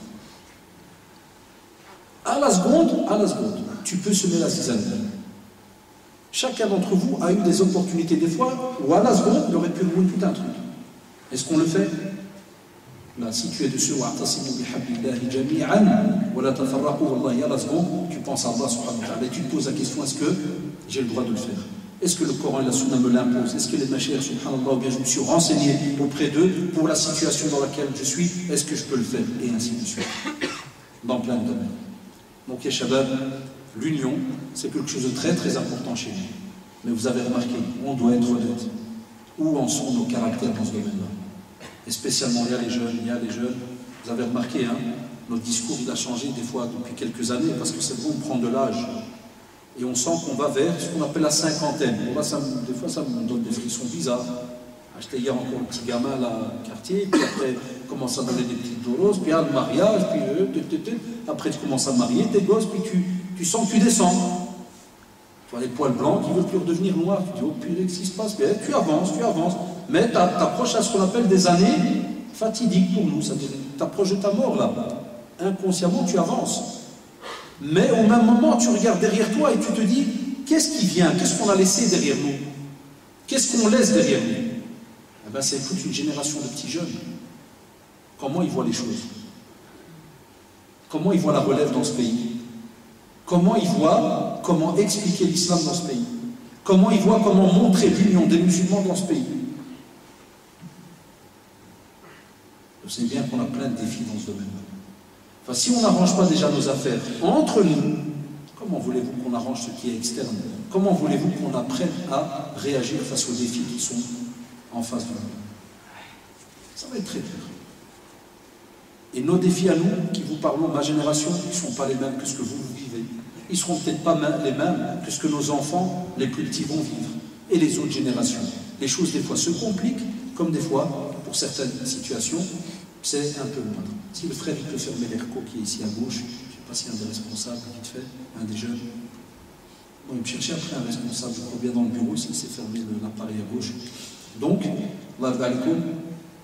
quoi qu'il arrive, on va voir un côté pratique un peu dans les questions, hein, qu'est-ce qui se dit, qu'est-ce qui se vit, mais s'il vous plaît, quand on parle de l'union, c'est la forme d'un tas de personnes.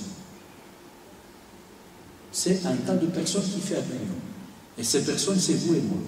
Enfin, si on ne se restructure pas, si on ne se ressaisit pas, si on ne revoit pas certaines choses, wallah, on pourra se répéter les shabab pendant des années, mais on a une responsabilité auprès d'Allah subhanahu wa ta'ala, comme on a une responsabilité auprès de ceux qui sont non musulmans, qui nous voient, et qui sont normalement, comme vous le savez, censés prendre de nous pour mieux avancer, peut-être même changer, et entrer alhamdoulilah dans l'islam, et ainsi de suite. Ça dépend pour chacun et ce qui lui est donc destiné. Mais on doit montrer une certaine union. Ça, il n'y a pas le choix de la. Et on l'espère dans les années futures que même les petits sujets les plus anodins, on les voit, que ce soit Ramadan, et être unis ou pas, jeûner ou pas, ceci ou pas, ensemble, et un tas de choses. On espère que ce sera des sujets qui, alhamdoulilah, donc seront oubliés et on en sourira peut-être même. C'est ce que j'espère encore plus. C'est que plus tard on en sourit et qu'on se dit, subhanallah, il fut des années où on ne se mettait même pas d'accord pour telle et telle chose. Regardez maintenant cette année, alhamdoulilah, je parle pour la Belgique, on a jeûné ensemble, mais on ne jeûne toujours pas ensemble, vous le savez. Par exemple avec nos frères turcs, aussi, subhanallah, il y a l'Aïd qui approche. Où je demande à nos jeunes, regardez, c'est une demande, il se peut qu'on se voit plus, qu'on va voyager chacun d'entre nous, mais même s'il arrive, Inch'Allah, qu'il y ait une divergence ou quoi que ce soit, pour par exemple la déclaration de l'Aïd, restez unis. Suivez ce qu'on appelle le groupe Al-Jama'a al-Da'alikum. Il y a les jeunes. Ça serait maintenant les nouveaux défis qu'on doit se lancer et de se dire voilà, on ne va pas retomber dans les mêmes erreurs. On suit Al-Jama'a et on suit nos savants. Si nos savants disent qu'il y a telle et telle chose, Wallah, vous savez très bien, c'est eux qui sont responsables auprès d'Allah subhanahu wa ta'ala. Et qu'Allah les préserve, parce que ce n'est pas une simple responsabilité. Et donc la règle en religion, Wallah, elle est simple. L'union, elle est simple en vérité. C'est seulement nous qui devons l'accepter. Donc, Inch'Allah, on va voir dans les petites questions, un côté pratique, qu'est-ce qu'il en est. Je sais qu'il y aura sûrement aussi des questions sur le jeûne et autres. Mais, Inch'Allah, il n'y a pas de problème. Si on sait répondre, on répond.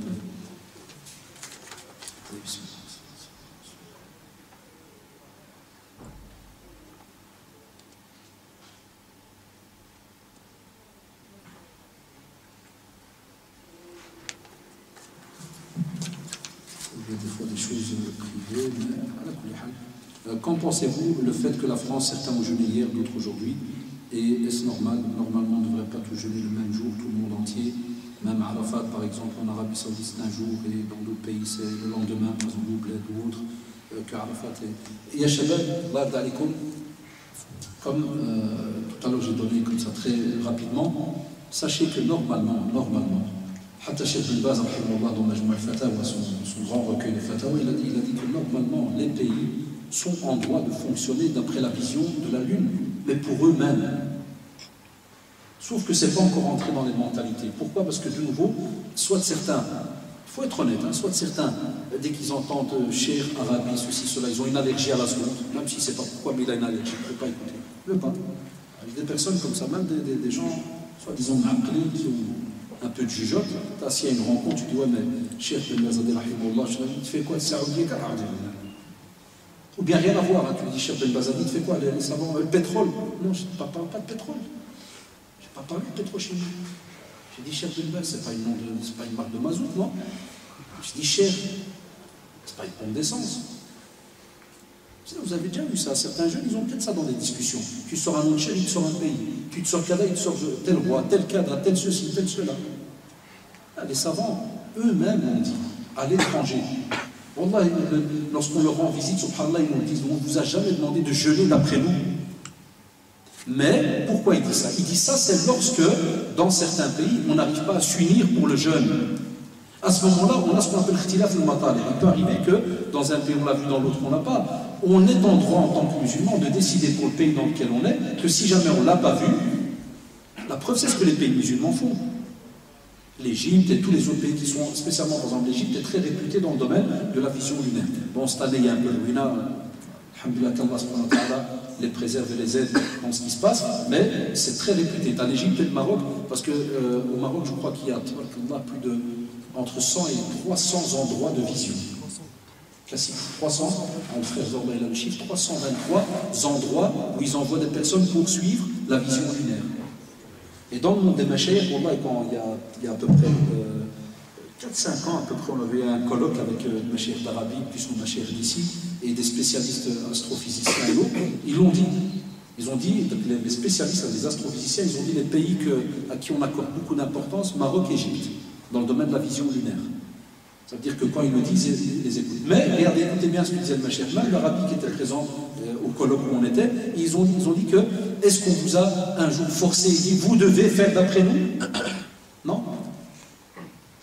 Mais, écoutez-moi bien, la règle dans la sunna, c'est somo les ru'yati gelé quand il est vu. Enfin, normalement, et aussi on doit rompre quand on voit donc à la fin, on arrête aussi Ramadan, quand on voit donc la naissance de la lune. Mais on te dit que ça, c'est la règle générale. C'est-à-dire s'il n'y avait pas de problème entre les gens, qu'il n'y avait pas de divergence ni quoi que ce soit, demain l'Arabie elle dit il y a, les musulmans ils jeûnent. Ou bien demain, ça aurait été par exemple l'Égypte qui l'aurait dit, les musulmans ils jeûnent. Mais on sait très bien que ce n'est pas le cas pour l'instant. Tellement de divergences et les gens sont habitués à rentrer dans différents problèmes. Des fois, de nouveau ça aussi vous allez voir. Ça dépend de la maturité des gens. Par exemple, il s'est avéré qu'il y a quelques années, il y avait eu une erreur, par exemple en arabe. Il y a quelqu'un qui l'a vu, ça avait fait tout un boom. Regardez, subhanallah, on revient à ce qu'on a dit tout à l'heure pour l'union. Normalement, le musulman qui a une certaine éducation, il sait très bien que tout être humain commet une erreur. Ça, tout fils d'Adam commet une erreur. Et deuxièmement, on revient à la règle. Les savants ont dit, on prend cette vision, c'est-à-dire la lune est là. Nous, ceux qui sont en bas, qu'est-ce qu'on dit? On les suit. Là, de nouveau, qu'est-ce qui s'est passé? Certains, connaissez le blabla habituel. Ceux qui ne pigent pas l'Arabie, qui ne la sentent même pas de loin, ils ont dit, vous avez bien que les savants se dévendus. Allez, on y va, on commence. Et la fête a commencé. Et chacun a commencé, celui-là qui crache, celui-là qui insulte, celui-là qui fait. Est-ce que c'est de la religion? Voilà, c'est la bête question que je pose. Est-ce que c'est de la religion? Non. Une erreur peut arriver, subhanallah. Alors, je vous parle, il y a des gens, wallahi, qui pensent que parce qu'on est cher, il n'y a pas d'erreur. La preuve, tu dis, mais c'est un cher. Et subhanallah. Ou bien tu dis, mais c'est l'Arabie. Qu'est-ce que tu crois? Parce qu'il y a le Kaaba, ça veut dire que le pays est infaillible. Allahu Akbar, d'où tu apportes cette théorie? Donc, parce qu'il y a une erreur, il y a une erreur. Et après, c'est eux qui sont responsables devant Allah subhanahu wa ta'ala. Est-ce que toi, Bilal, tu vas rentrer en enfer? Wallah, c'est une question basique que je pose, qui est toute bête, mais vraiment, qui n'a aucun... Allez, est-ce que tu vas entrer en enfer? Répondez, oui ou non? Là. Pourquoi ce stress? Pourquoi ce cassage, ces insultes, tout le reste? Deuxième étape, ils ont dit que comme il y a toutes ces divergences et autres, vous avez le droit de faire d'après votre vision lunaire. Comme il se passe par exemple au Maroc. Le Maroc décide d'après sa vision. C'est connu depuis le temps des temps. C'est connu. Après, quand il y a d'autres petits dossiers plus bas, ça veut dire que quand tu dis pourquoi pas Arafat, pourquoi pas ceci, pourquoi pas cela, ça moi je ne peux pas te répondre. Je ne suis pas dans le ministère des Affaires religieuses ou ceci ou cela pour savoir la théorie et comment ça fonctionne ou pas. Ça, Allah Ta'ala a'lam. Essayez de trouver plus compétent que moi. D'accord? Enfin, subhanallah, quoi qu'il y ait, tu as trouvé une réponse, mais ce qui fait plaisir, c'est que tu restes zen. Ni t'insultes, ni tu casses, ni... C'est ça l'éducation qu'on voudrait voir. Et troisième cas, c'est que dans le même pays, on diverge. Comme il y a eu en France, par exemple, Staline. Et là, je vous ai dit, deux avis. Soit on n'a pas de réponse et ça reste dans le nuage, et à ce moment-là, c'est les responsables qui ont déclaré, c'est eux qui sont responsables devant Allah subhanahu wa ta'ala. Soit, comme il s'est passé, un tas de gros comités, mais des gros comités de responsables de mosquées, d'imams et autres, comme j'ai reçu des messages de certains prédicateurs qui m'ont dit, voilà, on a eu des gros comités d'imams qui se sont rassemblés. Eux, alors de nouveau, qu'est-ce qu'ils ont dit? On va le faire mercredi, mais écoutez bien, pour notre région, par exemple. Ils n'ont pas voulu prendre la responsabilité. De nouveau, Wallah, ya shabab, vous la retournez comme vous voulez. Tu reviens toi en tant que musulman, qui est à la base. Qu'est-ce que tu fais? Tu suis alors ta région. Sauf si tu as une preuve, que tu es alors dans un autre étage, que tu t'y connais, tu sais qu'il y a une preuve, qu'il y a une grosse erreur, et que c'est l'autre majorité. Alhamdulillah, regarde de nouveau, no stress. Suis alors l'autre majorité. Allahu Akbar, tu auras une réponse. Sans insulter, sans rabaisser, sans attaquer les savants, ni pays, ni rien. Un exemple, hier, ceux qui ont vu un peu les messages sur Facebook, je donne un bête exemple. Ceux qui connaissent un peu la politique en France et autres. Par exemple, le CFCM, vous savez, c'est qui le président? C'est le frère algérien qui s'appelle Dalil Boubaker, président de la mosquée de Paris. Hier, des frères sur Internet, même des sœurs l'appelaient comment? David Boubaker. Je comprends, là, je vais en France toute l'année, comme vous le savez, pour les conférences. Je sais très bien qu'ils se mangent entre eux là-bas. C'est une sauce, mais à dormir debout. Mais à un point où, même si tu n'es pas d'accord avec lui, ne m'appelle pas David Boubaker. Quel rapport? Puis il y en a d'autres en bas, oui, mais c'est un vendu. Là, je reviens à la tombe, là. Va écrire-lui alors une lettre. Je t'aime mon Allah, cher frère musulman, kada. Peux-tu m'expliquer comment tu as déterminé ceci et cela? Tu enlèves ta responsabilité au cas où tu sens qu'à l'intérieur ça te ronge. Mais qu'à la seconde tu lui changes son nom et tu le rends man'araf shenbi, tu le... Non. Et d'autres qui voudraient peut-être même aller le frapper. Qui t'a demandé ça? Non. L'islam est beau de ce côté-là. Wallahi, Wallahi, l'islam est beau de ce côté-là. On a une hiérarchie. Moi, je dis toujours quand certains journalistes à la télé ou certaines émissions, des fois je fais le fou, je parle avec la télé, mais c'est comme ça. Des fois, tu entends la télé, le mec il dit oui, chez les musulmans, il n'y a pas de hiérarchie. Là, je crie dans le salon, je dis on voit que c'est faux, monsieur. Qui a dit qu'il n'y a pas de hiérarchie? On a une hiérarchie. Les premiers, c'est nos savants. On a une hiérarchie chez nous. Sauf, je le comprends, mais c'est le type là qui a fait l'émission. Quand il a été testé les musulmans, c'est vrai qu'il a remarqué chez eux qu'il n'y a pas de hiérarchie. Chacun il parle de son cerveau m'a dit, mon cerveau m'a dit que mon chef, il est là. Mon chef. C'est pour ça qu'ils ont compris qu'il n'y a pas de hiérarchie chez nous. Ou les clashs qu'il y a et toutes ces histoires. Alors, ouais, ce genre de questions, quand on la lit, c'est vrai, à la seconde, elle peut nous faire peur, nous faire cada, mais quand on va voir les règles religieuses, on va aller à l'aise. Parce que ça existe. Et je vous le rappelle avec le texte que je vous ai cité au début, ça s'est passé même au temps des compagnons des Ridwanullah alayhim. Où l'autre il vient de Syrie, il voit la lune, il arrive à la Mecque Médine, il n'y a pas. Et il le dit à l'autre compagnon, et l'autre compagnon lui dit, vous l'avez vu, c'est bien, nous, on ne l'a pas encore vu. Pas de debza, pas d'insulte, rien. Il y a beaucoup de jeunes qui ne sont pas au courant de ces textes. Je crois que ça vient à peine de commencer aujourd'hui. Non? D'accord? Allah ta'ala alim shadat.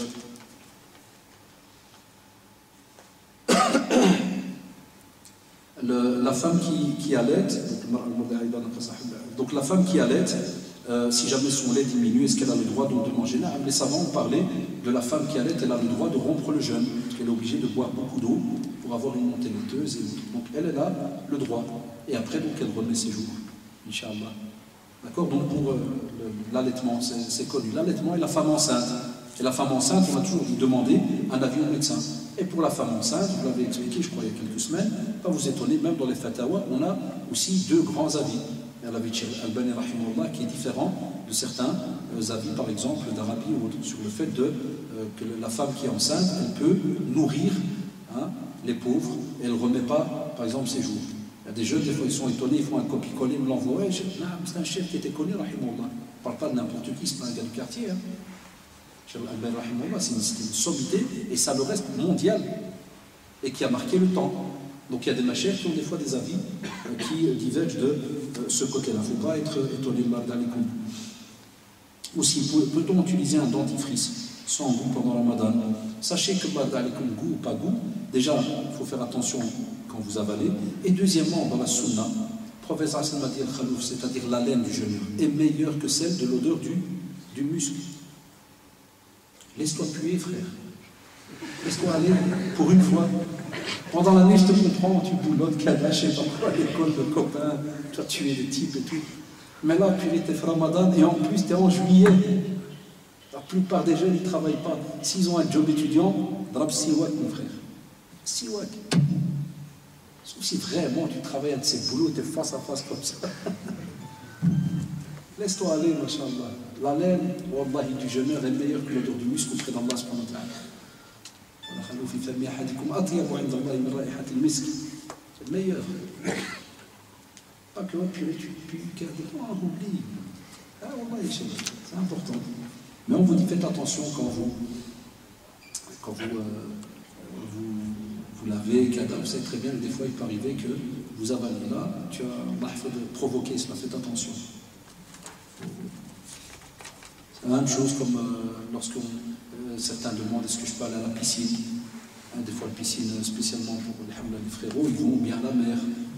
On leur dit, il n'y a rien qui va te l'interdire d'aller te rafraîchir, hein? Même les douches en journée. On ne va pas te l'interdire, mais on va te dire attention, tu vas vers une action où tu sais que c'est dangereux, où tu risques de boire. Donc c'est toi qui l'as cherché à ce moment-là.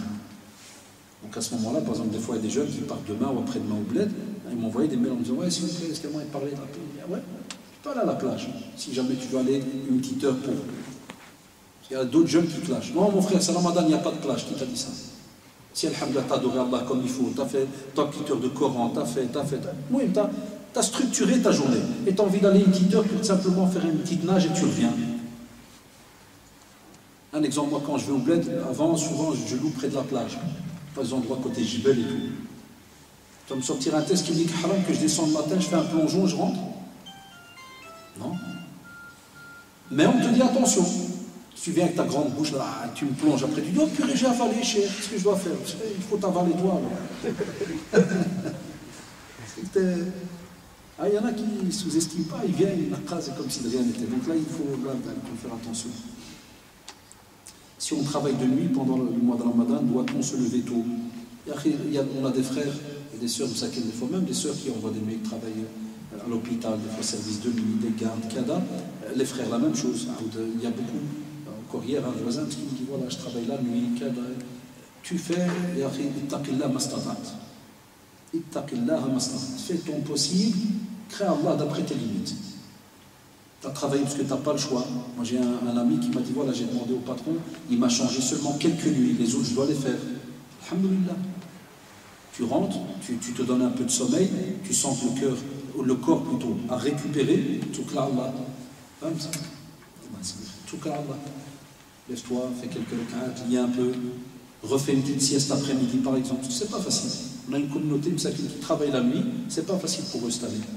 Mais n'oublie pas aussi une chose, le corps a besoin d'un peu de repos, il y a certaines heures, donc c'est pas parce que tu as travaillé 12 heures que tu vas dormir 15 heures, tu vois, style de récupération qui des fois, on se laisse aller, il faut avouer, on se laisse aller, et le corps, ça dépend chacun d'entre nous, il y en a qui s'il dort, il ne se réveille pas tant qu'il n'y a pas une alarme qui sonne. Donc c'est toi qui te connais. Si tu sais qu'après quelques heures, machallah, tu as récupéré, fais ton petit programme de Ramadan, et ainsi de suite. Pourquoi? Sachant que tu travailles la nuit, tu vas perdre ce qu'on appelle entre guillemets toute une période d'adoration qui est la prière tarawih, qiyam al-layl, tu ne vas pas pouvoir le faire. Alors toi maintenant ton petit jihad à toi, c'est de récupérer certaines choses en journée et même le soir au boulot, alhamdulillah, le fait que ton intention, comme il dirait, tu crèves d'envie d'être à la mosquée ce jour-là, mais il n'y a pas moyen à cause de ton boulot. Il y a un udr, il y a une excuse qui te bloque. Qu'Allah subhanahu wa ta'ala te récompense comme si tu étais à la mosquée. Ça veut dire quoi? Et une bonne intention. Et même au travail, tu peux mettre par exemple un peu de Coran, tu peux faire. d'après les limites que tu as au fur et à mesure. Comment doit se passer une journée de Ramadan? Allah, il faudrait réécouter, je ne sais pas si on a enregistré, mais on a fait tout un dars il y a 2 semaines là-dessus. C'est long.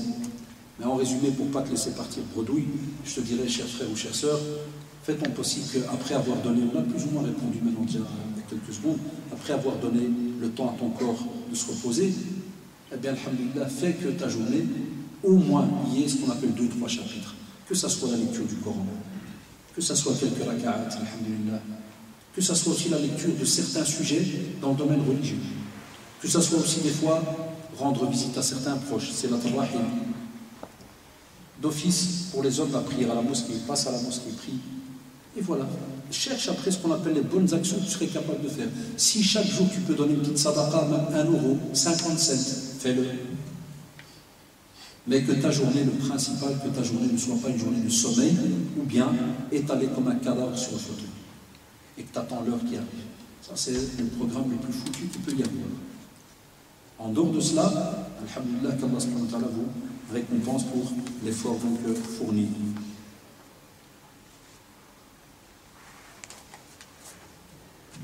Il y a des frères qui demandent ou des sœurs des conférences entières, comment avoir une relation continue avec Allah. C'est un tas de sujets. Je vous invite, parce que ce dernier temps on a remarqué qu'il y a une baisse dans les achats de CD, les CD qui aident un peu le local et les frais du local des jeunes. Ça coûte rien, je crois que c'est 2 euros à s'élever. 2 euros le CD. Il y a plein de titres. Tu veux cette relation? Wallah, il va voir, il y a plein de titres. Toutes les conférences qu'on fait ici, alhamdoulilah, elles sont gravées après. Il y en a plein.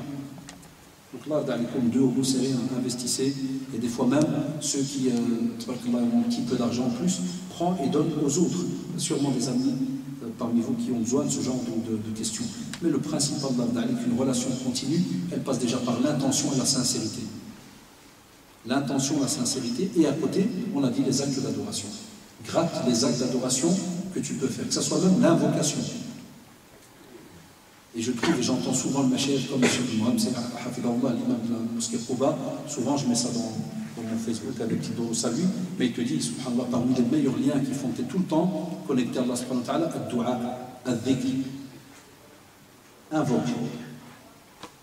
Dis subhanallah wa bihamdihi, subhanallah al-adim, la ilaha illallah wahdahu la sharika lah, la ilaha illa anta rabbi subhanaka inni kuntu minadh dhalimin. Invoque. Ça c'est une sira, wallah, continue avec Allah subhanahu wa ta'ala.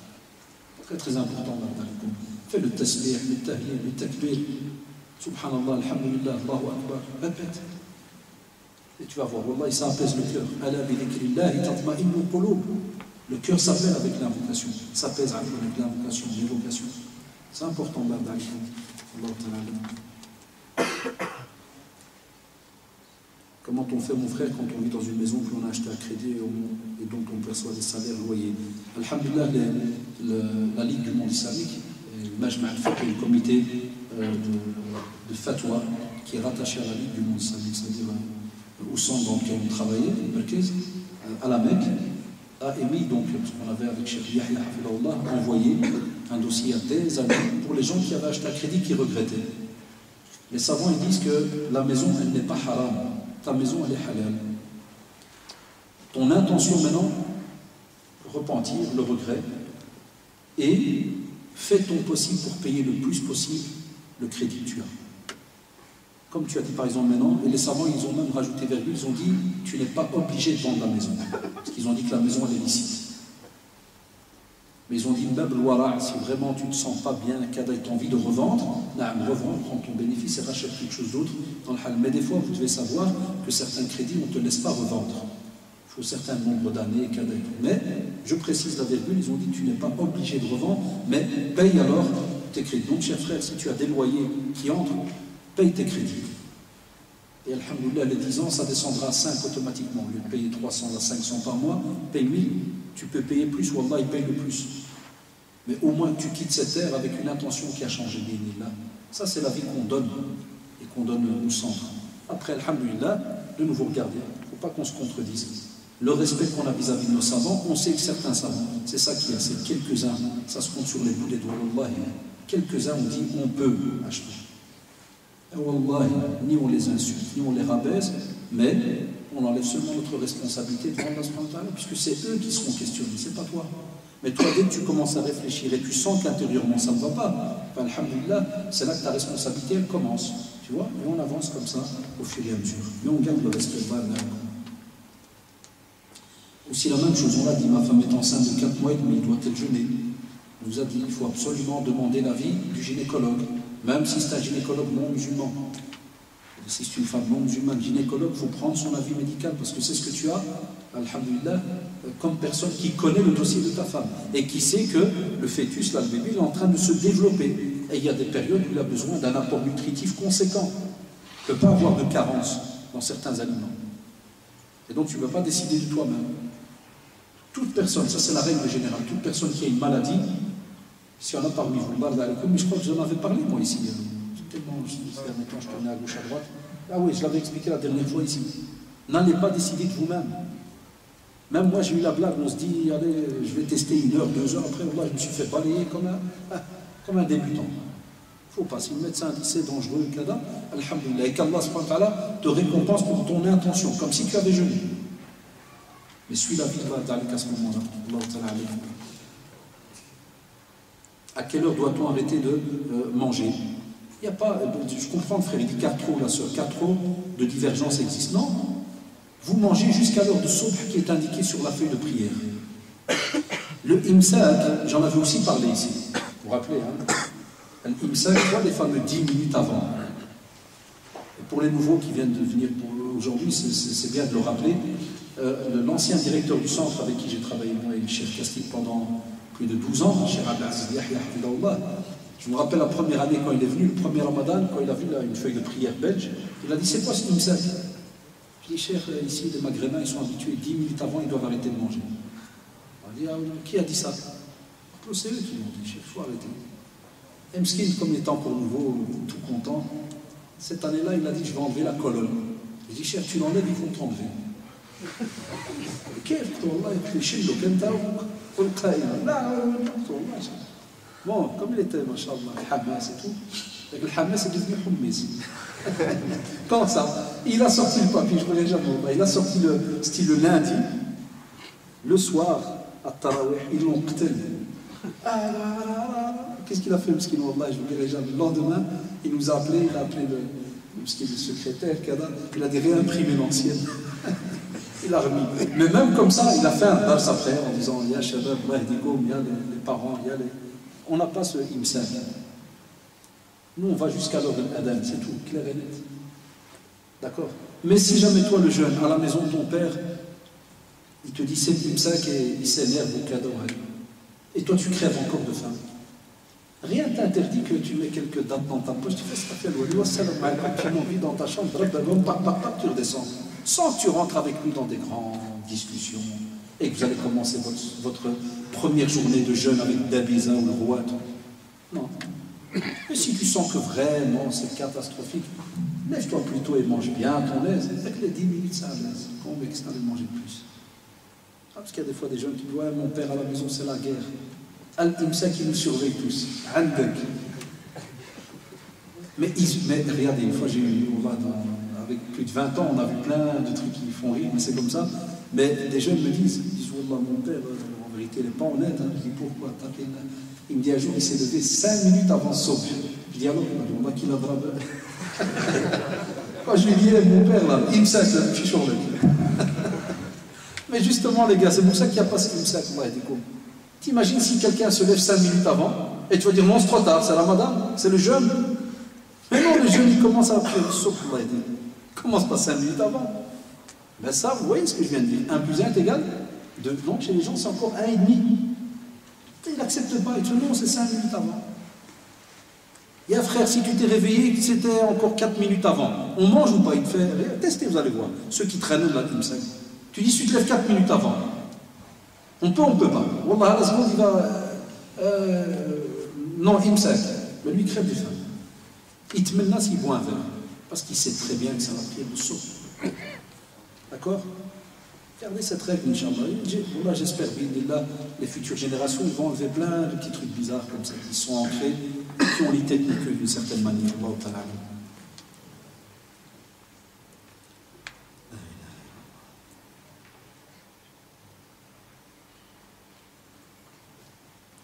Un frère il dit j'habite à Dilbeek, je ne sais pas venir prier le Maghreb et rentrer chez moi pour manger, puis je reviens pour l'Isha.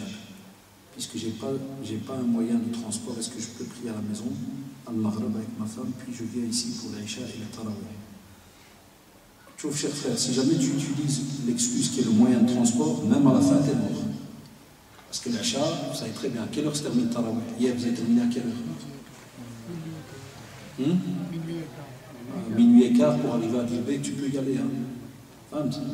Donc le problème, en vérité, des fois, ce n'est pas spécialement les moyens de transport. Je rajoute cette petite virgule, c'est pour d'autres personnes qui pourraient se retrouver dans ce cas.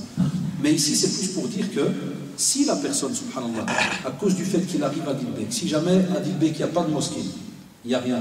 Dilbeek, c'est proche de quelle commune? Molenbeek, ou bien le plus proche, c'est Berkem, je sais quand. Il y a la mosquée Inaba. Numéro combien? J'ai vu ici ouais. Numéro 1244. Donc 1244, chaussée de Gand. C'est vers la gare de Berkem. C'est plutôt vers la gare de Berkem, on peut dire comme ça, hein, vers le bas. Là où tu prends toi l'autoroute pour aller à Dilbeek. Si le frère il est ici ou la sœur qui nous entend, donc le plus proche serait pour toi cet endroit-là.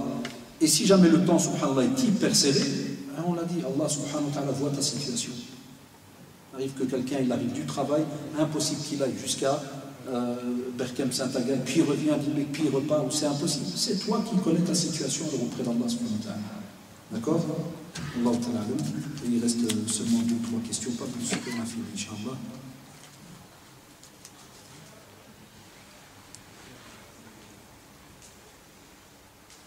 Cher frère, ça tombe bien. Un frère, il dit, pouvez-vous expliquer la manière de Umrah dans une conférence?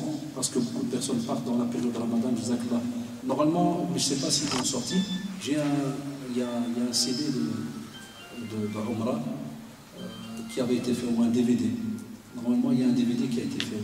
On l'avait enregistré justement donc, ici. Et cette année, il était aussi prévu qu'on en fasse. Mais bon, comme ça avait été fait la fois passée, personne ne m'a demandé. Donc moi, je ne peux pas des fois obligé de refaire un sujet. Mais sinon, donc,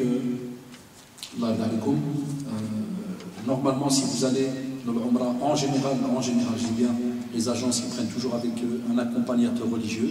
Par exemple, nous on part Inch'Allah vendredi, j'accompagne avec eux, pas en tant que responsable, parce que ça c'est pas mon domaine, mais en tant qu'accompagnateur religieux. Et bien qu'est-ce qu'on fait quand on part là-bas?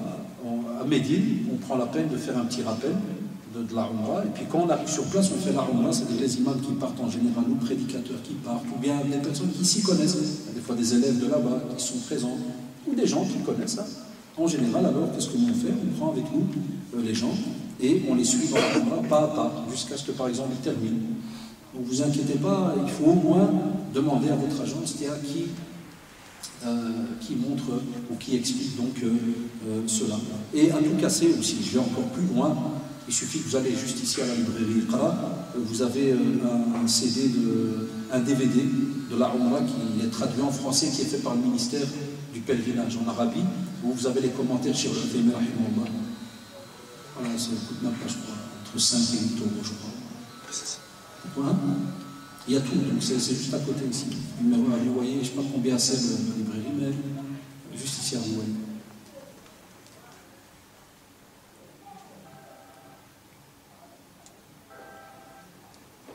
Très bien, il y a un frère qui dit en fait, je n'ai pas compris comment interpréter les intentions, parce que moi je suis venu ici, car je préférais venir à la mosquée que regarder des mangas sur les PC ou ceci ou cela par exemple. Et là, ça c'est ce qu'on appelle donc une intention sincère et pure, parce que toi-même, intérieurement, tu as choisi de venir, mais écoute-moi bien, quand tu dis pour ne pas rester jouer kada, mais au début, le fait que tu es venu pour Allah subhanahu wa ta'ala, et que tu n'as pas envie de perdre ton temps avec donc, les jeux ou ceci ou cela. D'accord? Ça c'est bien. Il y a quelqu'un qui choisit une heure qu'il a, au lieu de la passer dans des jeux, il la passe dans la maison d'Allah subhanahu wa ta'ala. C'est une bonne intention et qu'Allah subhanahu wa ta'ala accepte les intentions de chacun d'entre nous.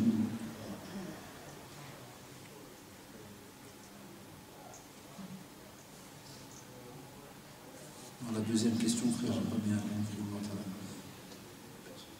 La personne qui ne peut pas jeûner peut mourir. Et là, on nourrit une personne par jour. Quand quelqu'un est malade, la personne d'ici, comment on doit nourrir, c'est en Belgique, on dit souvent entre 4 et 5 euros.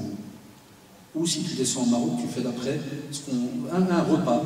Par exemple, souvent, nous, avec le Machir au centre saoudien et autres, on disait par exemple, si ce qui est par exemple un pauvre ou un sans-papier devait aller à un snack pour manger, combien ça lui coûte?